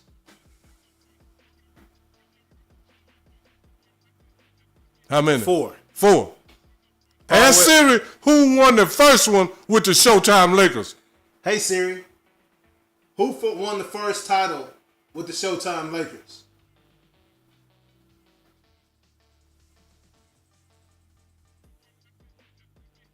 Hey Siri, what coach coached the first title for the Showtime Lakers? Wow. Paul Westhead. I've been thinking about it. I thought this was Paul Westphal the whole time. Yeah, it's Paul Westhead. It's a whole different man. No, Paul Westhead came from. My bad, Paul Westphal. I gave you too much credit. Paul Westhead came from one of those colleges. I even want to say that Paul Westhead came from Gonzaga or somewhere. Straight up. Running that offense, he brought it to the pros, and for some reason, Magic and them didn't like Paul. Because he wasn't a player. He was so locked into his system. Yeah. So and the science. He was an analytics guy. He's not kind a of players like, guy. He's kind of like Mark Jackson is with Mark Jackson built the Golden State Warriors, but Steve Kerr get all the praise. Absolutely. Paul Westhead built the Showtime Lakers but Pat Riley get all the credit. Yeah, Paul Westhead. Yeah, okay, my bad. Wrong names, wrong people. Yeah, I mean, it's very easy. It's rare that I do that. Hey, no, Westhead, West Paul. I thought this was the same dude. Yeah, Westhead. No, okay. No, Westfall. Aye. Paul Westfall was drafted by the Boston Celtics. He played 3 years. He got 1 championship coming off the bench. Paul Heyman. Paul. Paul dies in 1940. Joe Montana. Hey, man, what's going on over here in the chat? What up, Trev? What up, Ryan? Nathan Franklin, what's good, dog? I see you over here clowning, but you still here, dog. Just hit that subscribe button while you're here is all I'm saying, bro. Hit that like, we talk our ish, dog. Hey, man. And you're talking your ish, and that really inspires us, bro. Because we talk mo ish. And this is the thing my boy Ryan, nephew say loud and wrong. What you say, what? He said I was loud and wrong. Is my mic loud, bro? That boy say loud. That's all right, nephew. That's all right, because this whole thing. Wait. That's easy to do. A lot of people get Paul Westfall and Westhead mixed up. He said I was talking about Paul Heyman from WWE. Oh, hey, I don't know about Paul Heyman too. No, this whole thing. We ain't perfect, but that's why we here together. Cause what he don't know, I know. What I don't know, he know. Exactly, man. So yeah, cause that was back in the day, man. That's why. Hey, man, I remember a lot of stuff. That's crazy. It's 2 Paul West somethings in the league. Yeah, they Paul Westfall and Paul Westhead. See, Paul Westfall was a player and a coach. Paul Westhead was just a coach. And I can't remember what David college, Black. But he brought that Showtime, that fast pace. From one of those colleges, man. I can't remember what college. Probably Houston. No, it wasn't Houston. No, that was Guy Lewis. It wasn't Houston. It wasn't UNLV. It wasn't neither one of those. I don't know. But Houston and UNLV and Gonzaga, this another school. Well, I can't remember, but they were running. But Paul Westhead came from that. Can't call it. Oh, yeah. But shout out Paul Westfall, man. That is ring the bell for this week. Okay. Let's go. On to the next. On to the next. On to the NFL, man. What you know about it, man? That boy Saquon Barkley is on the Madden cover. Yeah, probably so. Considering he went forward going backwards and kept going forward after he went backwards. You know what I'm saying? That spin jump. Who was that? Saquon Barkley. Oh, yeah. Never seen that before on any level. Especially not the NFL. My boy did something I ain't seen in Pee-wee football in the NFL. Oh, yeah, that's spin backwards. And even watching him do the Madden remake of it, I was like, hold on, does my boy have, my boy got on Tom Cruise, what's them, the metal rod, them things he be hanging from? Oh, yeah. What's the name of that material? The rope. I can't think of it. The metal stuff, man. Saquon looked like he had that on when he went in the air because it looked like he paused in the air for a second and a half before he came down after he split his legs and did a herky. I think that's what the cheerleaders call it when they touch their toes when they jump in the air. My boy Saquon looked unreal even on the Madden replay of the play. Oh, yeah. He turned around and jumped up and did his legs like this and hung there for a second. And then came down. I was like, for real? Yeah. Yeah, for real. Yeah. Oh, yeah. I was like, what is going down right now? Saquon freak with it, man. But, yeah, he should be on the cover of Madden right now.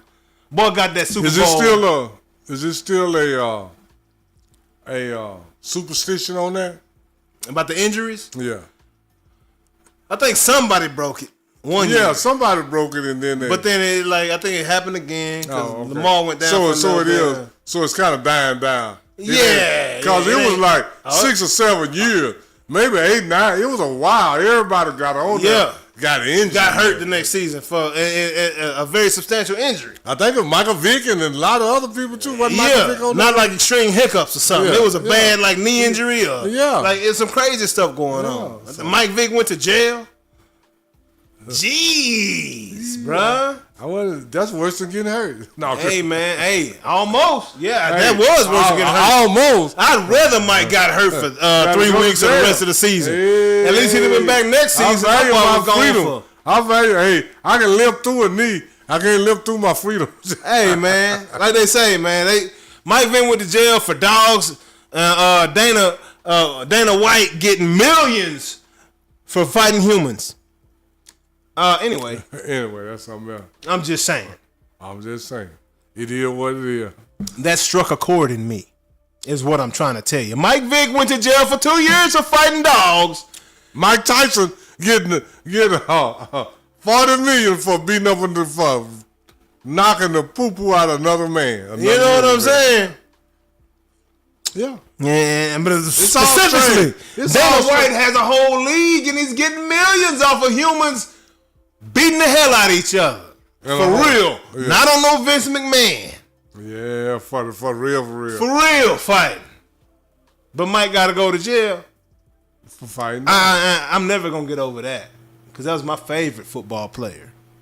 I mean, it just is. I mean, it's just funny. After Dion, Mike Vick was it for me. Yeah, so far as people, some of the stuff we do, I'll be like, we'll fly across country, fly from New York to Vegas, buy a ticket for $500 or $1,500 or $3,000, $5,000, sit on the third or fourth row, scream like I don't know what for 2 men to beat the crap out of each other, but 2 dogs, and this the whole thing. Them same 2 men can sit at a table like me and you and have no problem, but you put 2 pit bulls in the backyard, they gonna fight whether we back there or not, man.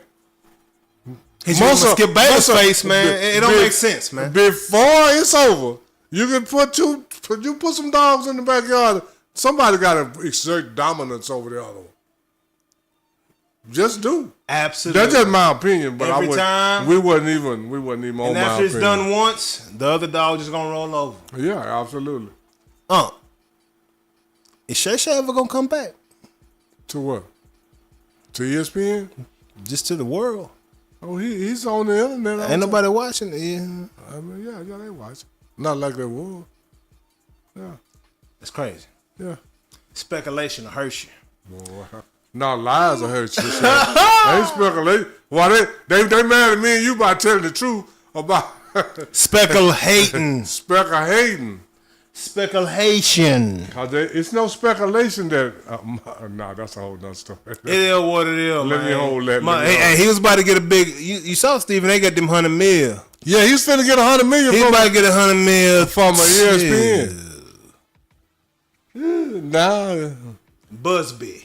Anyways, and that boy, hey. But everybody wants Shay. Tony Busby getting a whole lot of money, and everybody is not guilty. Ain't nobody guilty. I mean, I ain't seen nobody. I've seen some characters destroyed though. They went to yeah.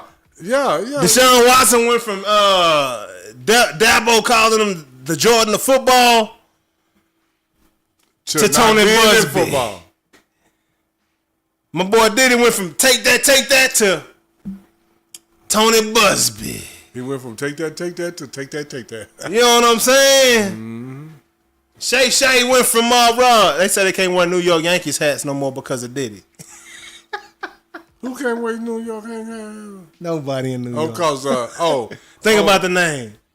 Oh, New York is Yankees. You know, Diddy had that nastiness going on. Right. You know. It is what it is, man. The WB. Boys living that WB life. Yeah, yes, sir. Yes, sir. Cucking. But, Raw. Anyway. Keep it moving. Grooving. Bad boy. Yeah, it's bad boy, bitch. Nathan Franklin, what's going down? Can't stop, won't stop, dog. What's going down, bro? Did you hit the subscribe button, bro? It's all I'm asking you, dog.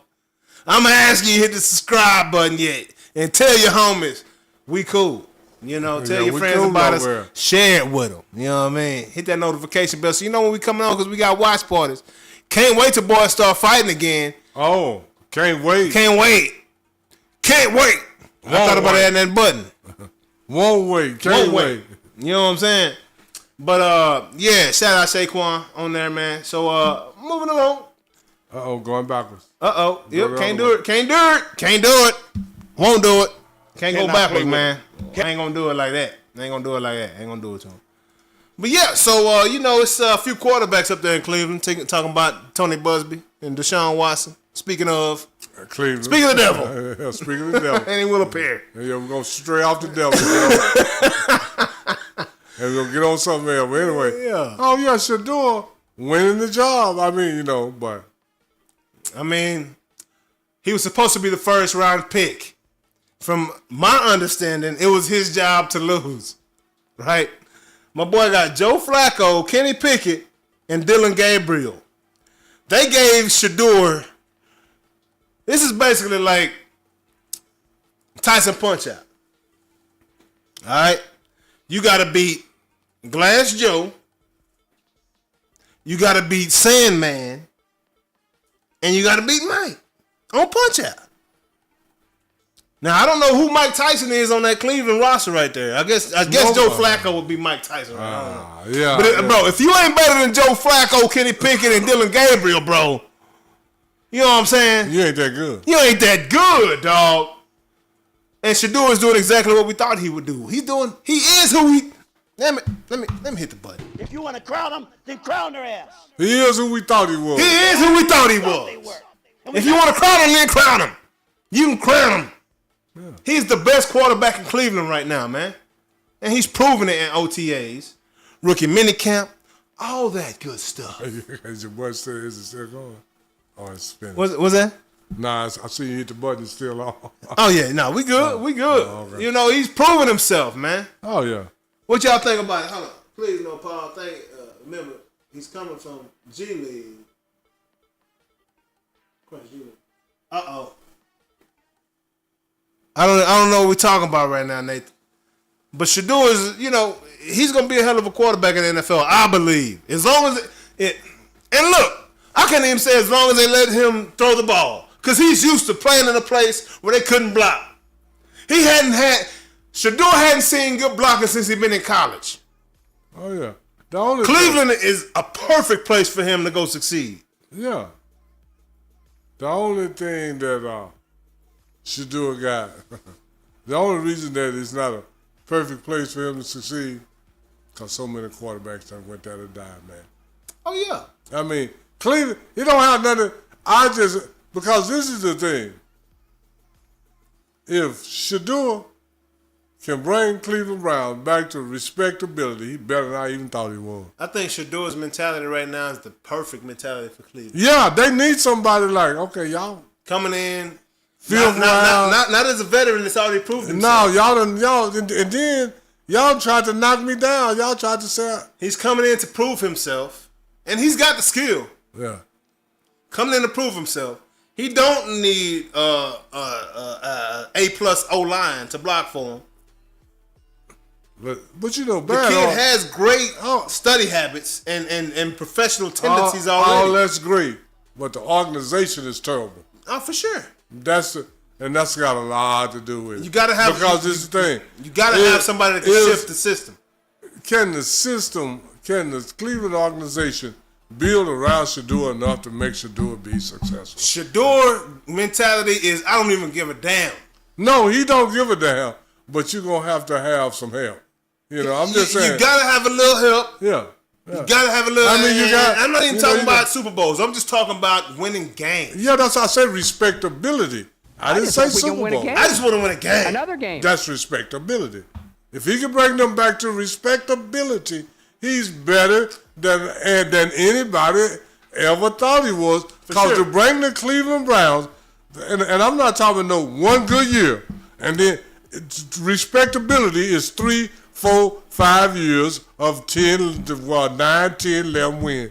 If he can do that, Shedeur Sanders is a great quarterback. There will be 31 teams in the NFL wishing they didn't make this deal that they made with Cleveland to not draft Shedeur. Yeah, absolutely. And Cleveland probably sitting up there saying, "But we glad we colluded with y'all because we getting a lot for Cleveland right now. The way it's looking, they're getting a lot of product for a little price." I'm telling you, man. They get a lot of product for a low price. Cleveland's deal was, okay, y'all, we'll take 2 quarterbacks. We will get a quarterback before Shedeur. We'll waste one of our picks on a quarterback we know we don't need for Shedeur. Yeah. Kenny Pickett's going up in the odd man out. Joe Flacco already knows the system. Yeah. Joe Flacco's already won games in Cleveland, and people believe in him already to win games if they have the right talent around him. This the whole thing. You can, but they will. You may if they keep 3 quarterbacks, it'll be Shedeur, Dylan, and Joe. But I think they'll only keep 2. What round did Dylan Gabriel get drafted? 3rd. How much money they give you? Nothing yet. He ain't no contract signed. Shedeur signed his for $4 million though. It all depends on. It all depends on Dylan Gabriel. How much money he get he might be the odd man out, but if he get enough money, he's probably gonna be the odd man out. Because Kenny Pickett, what he has over Dylan is NFL experience. Yeah, but if he has, if he get a big enough contract, they got too much money invested in it. They're not gonna put money into Dylan Gabriel when they got Shedeur for $4 million. I already know that. So they Dylan Gabriel is kind of on the trading block. Cleveland kind of using Dylan. They use Dylan. There's rumors that Shedeur is on the trading block, and there's conversations with Atlanta going on down for Michael Penix right now. Would you make that trade if you were Atlanta? I would. Yeah, I'm trading for Shedeur now. I mean, Michael Penix, he all right, but I throw in Kirk Cousins too.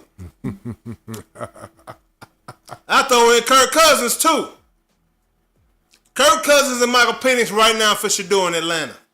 Yeah. Oh, yeah. That jersey gonna sell. Yeah. Oh, that jersey gonna blow. Let's start it back. All y'all that bought that Browns jersey, come get that Falcons jersey too. Let's go on and benefit off this right now. Right now, oh, yeah. Let's max out. That's how I run it. But, but Shedeur being ahead of those other guys, first off, like Deion told him, he said, Joe Flacco my age. Man. Don't you what Deion told? Yeah. I mean, Flacco. They were teammates, I think. At one point, Deion went there right after Joe Flacco left. And I think they were teammates, though. Yeah. Because Deion went there after he went to Washington when he won number 37. Yeah, he tried to play. I think he played that 1 year. Man. In Baltimore. Yeah. Yeah, when we say went there, we talking about Baltimore. Man. But Shedeur gonna do what he do, and that is what that is, and on to the next one. On to the next. To the next. What we got next? Yeah, so next up. All right. So I don't know if y'all know about it, but the Texas Rangers, man, I think they're trying to appeal to the younger generation. Do you know what anime is, huh? Mm-hmm. You do know what anime is? Yeah, kind of saw. Well, so how would you explain anime? It's on the spot, y'all. We ain't practiced it. Everything we do on the spot, man. Anime is kind of like animation. Yeah. I mean, you just something, they done design something for the jersey from animation. Yeah, so. Kind of sort of. Yeah, so anime it's a Japanese form of cartoon. It's a cartoon, right? It's a whole style. It's dope. Yeah. It's taken over a whole lot. Yeah, absolutely. Right? Dragon Ball Z, that's my anime reference right there. You know what I'm saying? Yeah. I had my college roommate was watching. I was like, my bro watching cartoons? Yeah. And I get sitting down watching, and I got real familiar with them Super Saiyans. You know what I'm saying? And the anime characters and Goku and everything going on with that whole situation there. But anime is a style. It's a Japanese style of that came from animation. Yeah, it's an animated style, animation style. Animated style. Anime, yeah, absolutely. Y'all didn't know Dragon Ball Z was made here in Dallas. Okay, now you know. I didn't know that. All right then, anime, Dallas, Texas, for real. But Texas Rangers. Texas Rangers now have a anime designed uniform.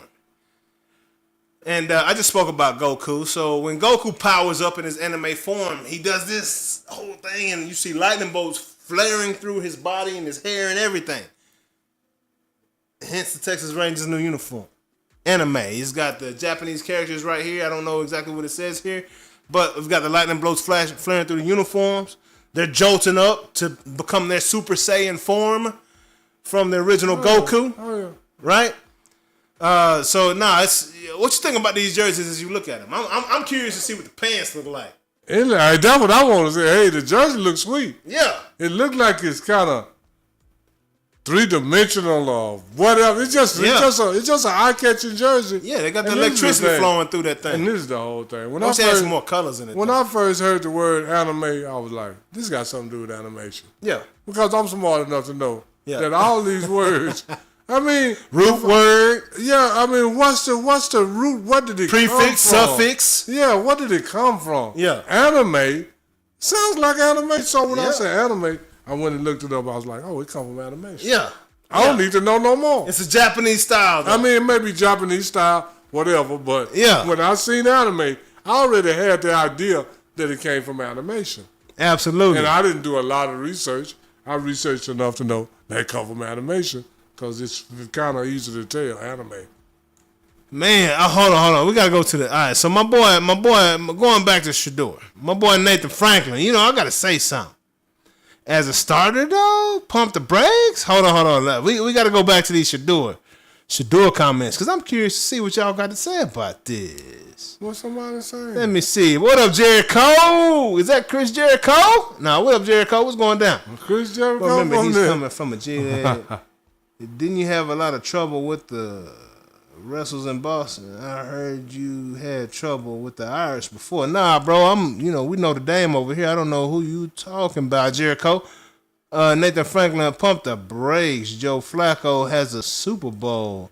Yeah, he does. He 40. He's forgotten about that. Along with everything else he forgot about in the last 10 years. You know what I'm saying? Gerard Bower as a starter, though? Nathan Franklin not happening. Watch his arm mid. He's undersized and his speed is above average. Yeah, his speed is above average, and a lot of people don't even know that. So, Nathan Franklin, I'm happy that you do know that. Who undersized? Shedeur? Yeah. He's about he's 6'2", right? 6'1", 6'2", yeah. He's about the average size of a quarterback in today's football game. I mean, how tall is Lamar Jackson? He's going to be a third string his whole career. I don't know about that one. How tall is Lamar Jackson? Like 6 foot, 6'1".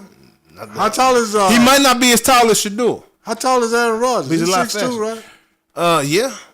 Tom Brady is 6'4". No, 6'5", and he's the outlier. Big Ben, Tom Brady. 6'2", 6'3", right there. You don't see too many 6'5" of a quarterback. Yeah, man. Shedeur ain't far off. He ain't Drew Brees. He ain't that. I mean, yeah, he far from Drew Brees. He bigger than Deion. He bigger than his daddy. Yeah, because they said Deion 6'1", but when Deion sat beside them boys, he looked 5'10". Yeah. Because he way down to their heel, man. Yeah, he is. But he just had that foot he worked on it. He a little older, but I don't know. Yeah, what up, CJ? Hey, I would jump on. I'll jump on later on today, bro. I can't right now, though. Not doing the live. Not doing the live. Man, let me ask you like this here. Say, man, there's a lot of quarterbacks, man. They got... This is the thing. Hey, my boy say he not better than Johnny Manziel. Who is that? Nathan Franklin said Shedeur is not better than Johnny Manziel. I beg to differ. Like, we disagree largely there. Okay? Focus, Shedeur's got that on point. Study habits, Shedeur's got that on point. Background, like the way he was raised in the NFL he was raised around Deion, bro. Like IQ, he got him there. He might not have the natural instincts and ability that Johnny Manziel's got, but his coaching, teaching, learning has caught him up and surpassed Johnny Manziel, in my opinion, bro. Like, by far. It ain't even a conversation. I mean, I'm just saying. It's not even a conversation right there. College to pro is a whole different story. Shedeur has been a pro football player for a long time. Johnny was never a pro, but he was a hell of a college player. That's all I got to say about them two. There's no comparison. Johnny Manziel, first thing, Johnny Manziel wasn't even interested that much in football. He wasn't a pro. He was just interested in fame and fortune, which he already had money. Yeah. Because, his daddy had money, so he came from money. But as far as a football player, it's hard for me to even judge my Johnny Manziel because he was a media star. Yeah. He was different than Shedeur. All they did was find stuff right with Johnny Manziel. In college. Yeah, well. Johnny Manziel was a college star. A college like star. A lot of people. And we don't know. Very appealing. Johnny Manziel was more of an influencer than he was an NFL football player, a professional football player. He was never a pro. No. He was a hell of a football player. But he was never a pro. So I don't know. Shedeur's acted as a pro for a long time. Now his skill and his everything is caught up to his professionalism, and now he's a professional football player. That's how majority of pros go. That's hard for me to even compare Johnny Manziel to anybody, because Johnny Manziel was a silver spoon kid that lived a silver spoon life that got everything his way till he couldn't no more. And he had some ability too. He had some ability. And this is the whole thing. Once he had to actually study and apply himself and be professional, he wasn't built for that. No, he didn't never study. He never applied himself. No, because he already had the money. Yeah. And Johnny Manziel was Mike Vick before prison, but not with the skill set as Mike Vick. Like, wasn't studying, but living off straight natural ability, bro. Yeah, I don't even know how to compare nobody to Johnny Manziel. I really don't. I mean, Johnny was special. Johnny Manziel was was special. That's what's my boy always say. From Johnny Manziel is special. How tall is Johnny Manziel? 5'10"? Doug Flutie. Johnny Manziel was Doug Flutie on steroids. I didn't know you say that, because Doug Flutie could really play. He could play. I don't know if Johnny. And then he played. Then he applied. Doug Flutie was more of a professional. That's what I'm saying. Once you don't apply yourself, I don't know how good you are or what you could be, because you never applied yourself. He don't know how good he could be. Thank you. So I can't compare. Like I said, it's hard for me to compare anybody to Johnny Manziel. Yeah, man. Straight up. So, but now that's. I'm not trying to say not talented. I'm saying that he was a spoiled rich kid from the beginning, and that's all he ever was. Mason, man, put up big dog. And by the time he figured out that he wasn't a spoiled rich kid no more, it was too late for his career. So I don't know what Johnny Manziel could have did. Nathan Franklin said he off the height. Yeah, time will tell, but I think Shedeur, a lot like Patrick Mahomes, his upbringing, being around it, his comfortability in that environment. Hey, bro, it's a lot of cats that come from nothing that get to the NFL and they like deer in the headlights when they get there. Takes them a little while to understand what's going on around it. Shedeur first day stepped into elementary school already on the nonprofit type, charity type stuff. You know, being a professional, he already knows what it takes. My boy had Tom Brady teaching him along the way. My boy Deion Sanders is his father. Deion is bigger than me than Tom Brady. Tom Brady just got more Super Bowls. You know what I'm saying? Like, Shedeur is I love the way this thing is playing out. Me too. I love it. I love the fact that he wasn't given a number 1 draft pick, or 2 or 3 or first round, or first day. They're making him earn it, and he's doing what it takes, because that's him, man. Yeah. You know what I'm saying? That's who Shedeur is. So shout out Shedeur. We love it, bro. Keep doing what you're doing out there. My mama say she gonna get a Shedeur's jersey, bro. I'm gonna tell her to wait till the opening day, because I don't know where you're gonna be if y'all talking to Atlanta. No, I'm trying to tell you better wait before you get his jersey. Don't waste that bread. It might be a rare thing though. Yeah. Anyway, next up, Trip. It's time for your favorite part of the show, big dog. You know what time it is. It's time for IMO. What you got, Unc? What you got for the people today in your opinion? In my opinion, people get it twisted, about a lot of stuff Unc say, and now people think that because you don't agree with them, that's criticism. Yeah. That's not criticism. And this is the thing. Now it's a couple of times that Unc have got off track and said some things, but most 99% of the time on this show, we don't disrespect people. We don't even have nothing close to disrespect. Yeah. Probably the closest thing you can say I said to disrespect was last week when the security guard sued Shedeur when he was 16. He broke his ribs and all that. I'm like, man, if you're a security guard and you let 160, because when Shedeur was 16, go look at it, he didn't weigh over 165, 70 pounds, and he broke your ribs, and he did all that, and you in the ring, and you supposed, and that's your profession.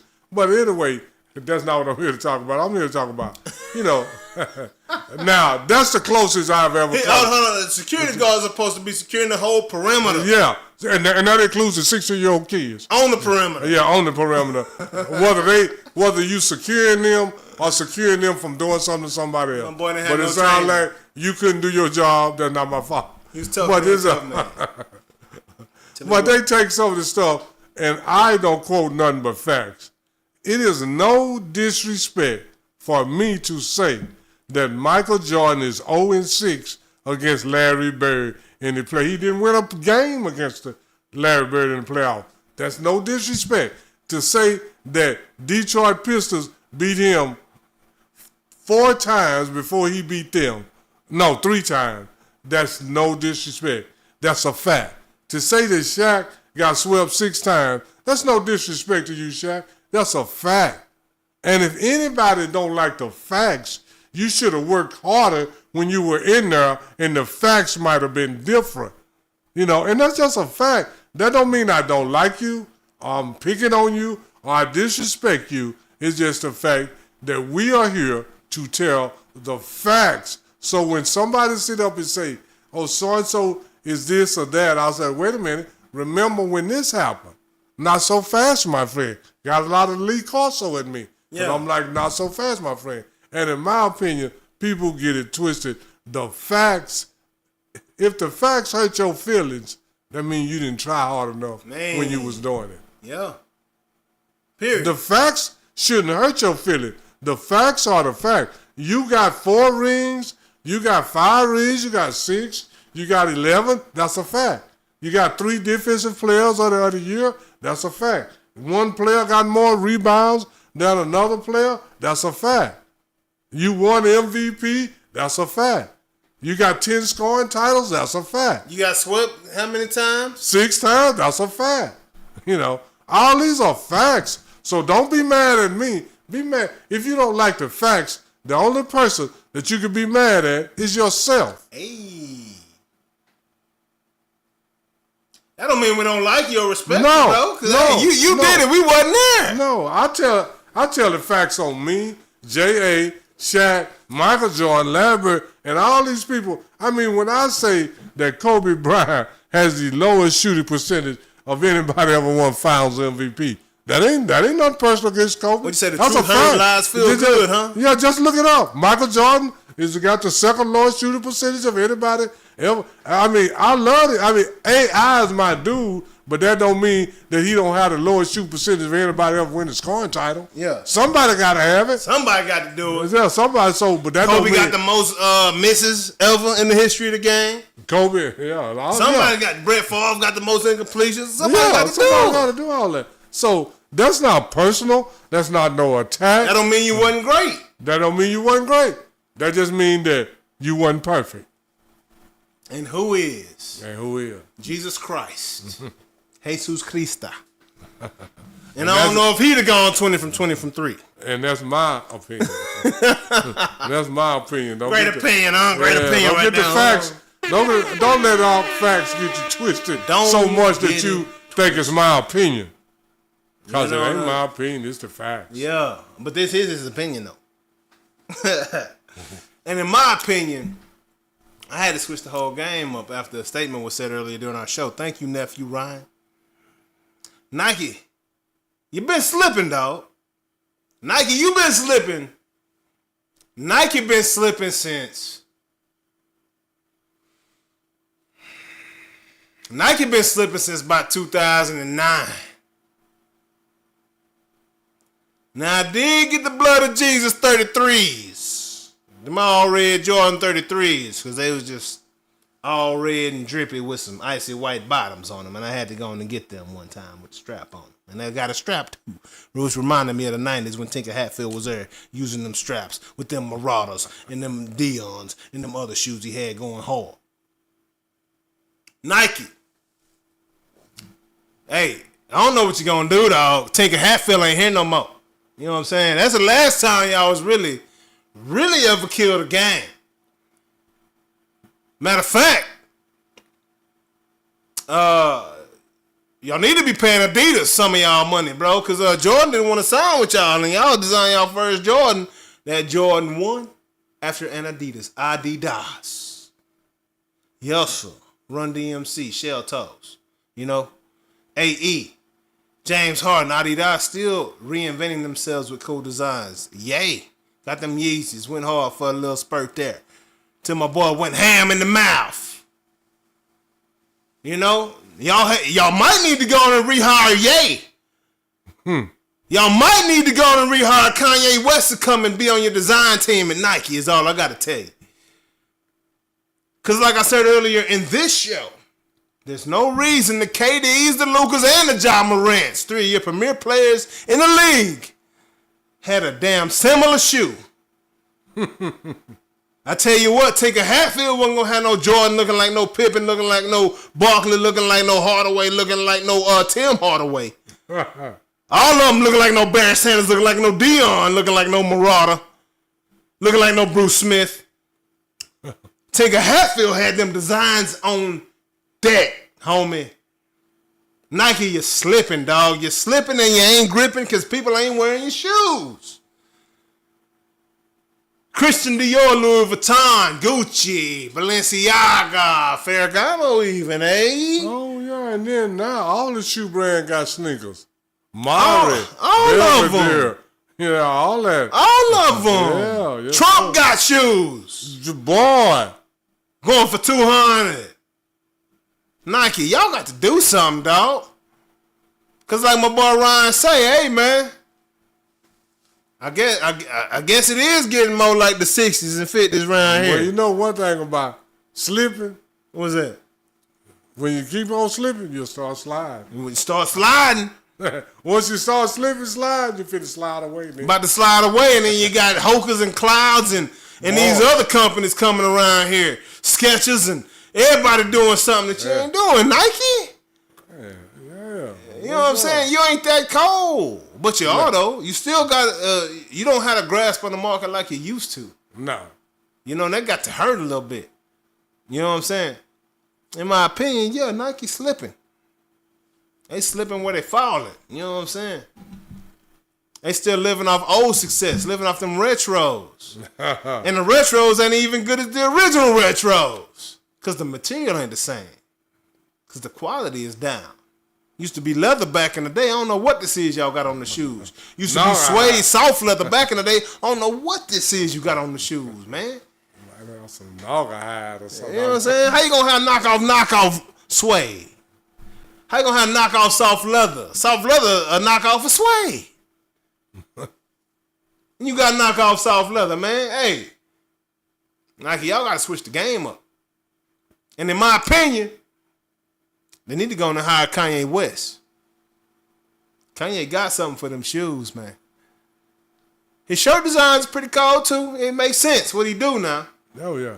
It's comfortable. I got the shirt. I got the shirt. The shirt. I got it. Comfortable. Love it. I do my yard work in that shirt. Nike, you gotta come with it, man. I like switch it up a little bit, you know. Hit you with the IMO from the sports. I'm gonna hit you with something else. Oh yeah. You know what I'm saying? Yeah, we gotta switch that IMO. Nike, you're looking like Psyche. And I'm out. On that tip. On that tip. Yes, sir. But y'all know what it is. Hey, let's let the people, you know, get the people they moment right now, man. You know, great show today. Great show. Man, we love it. You know, we appreciate everybody being on here, man. And if you're on here and you ain't hit that subscribe button, what they got to do? Go ahead and hit it, man. Hit that subscribe button. Hit that like button. Give us a thumbs up, and then share it with somebody else that you know might want to talk some ish. Say, hey, man, come over here, cause JA and all. Hey, when you talk to them, they'll talk back. They'll talk back. Come talk to you. Come talk your ish, dog. That's what we here for, man. Talk your ish. Barbershop conversations, man. All day, every day. Every Wednesday, man. Shout out Jamal Weeks. Shaq can be immature. AF, absolutely. I love Shaq. Shout out Bridget Hockney. How you doing? Ouch, the truth, baby. That's how we do here. Hit that subscribe button while you're here, though. Mason Meredith, man. Nathan Franklin, thank you all. Ryan, you know what's good. Trip the goals. Joe Broadbow, word, my cousin, my big cousin. What's going down, man? Appreciate y'all tuning in. Hey, talking your ish today, man. That's what it's all about. This is an interactive act.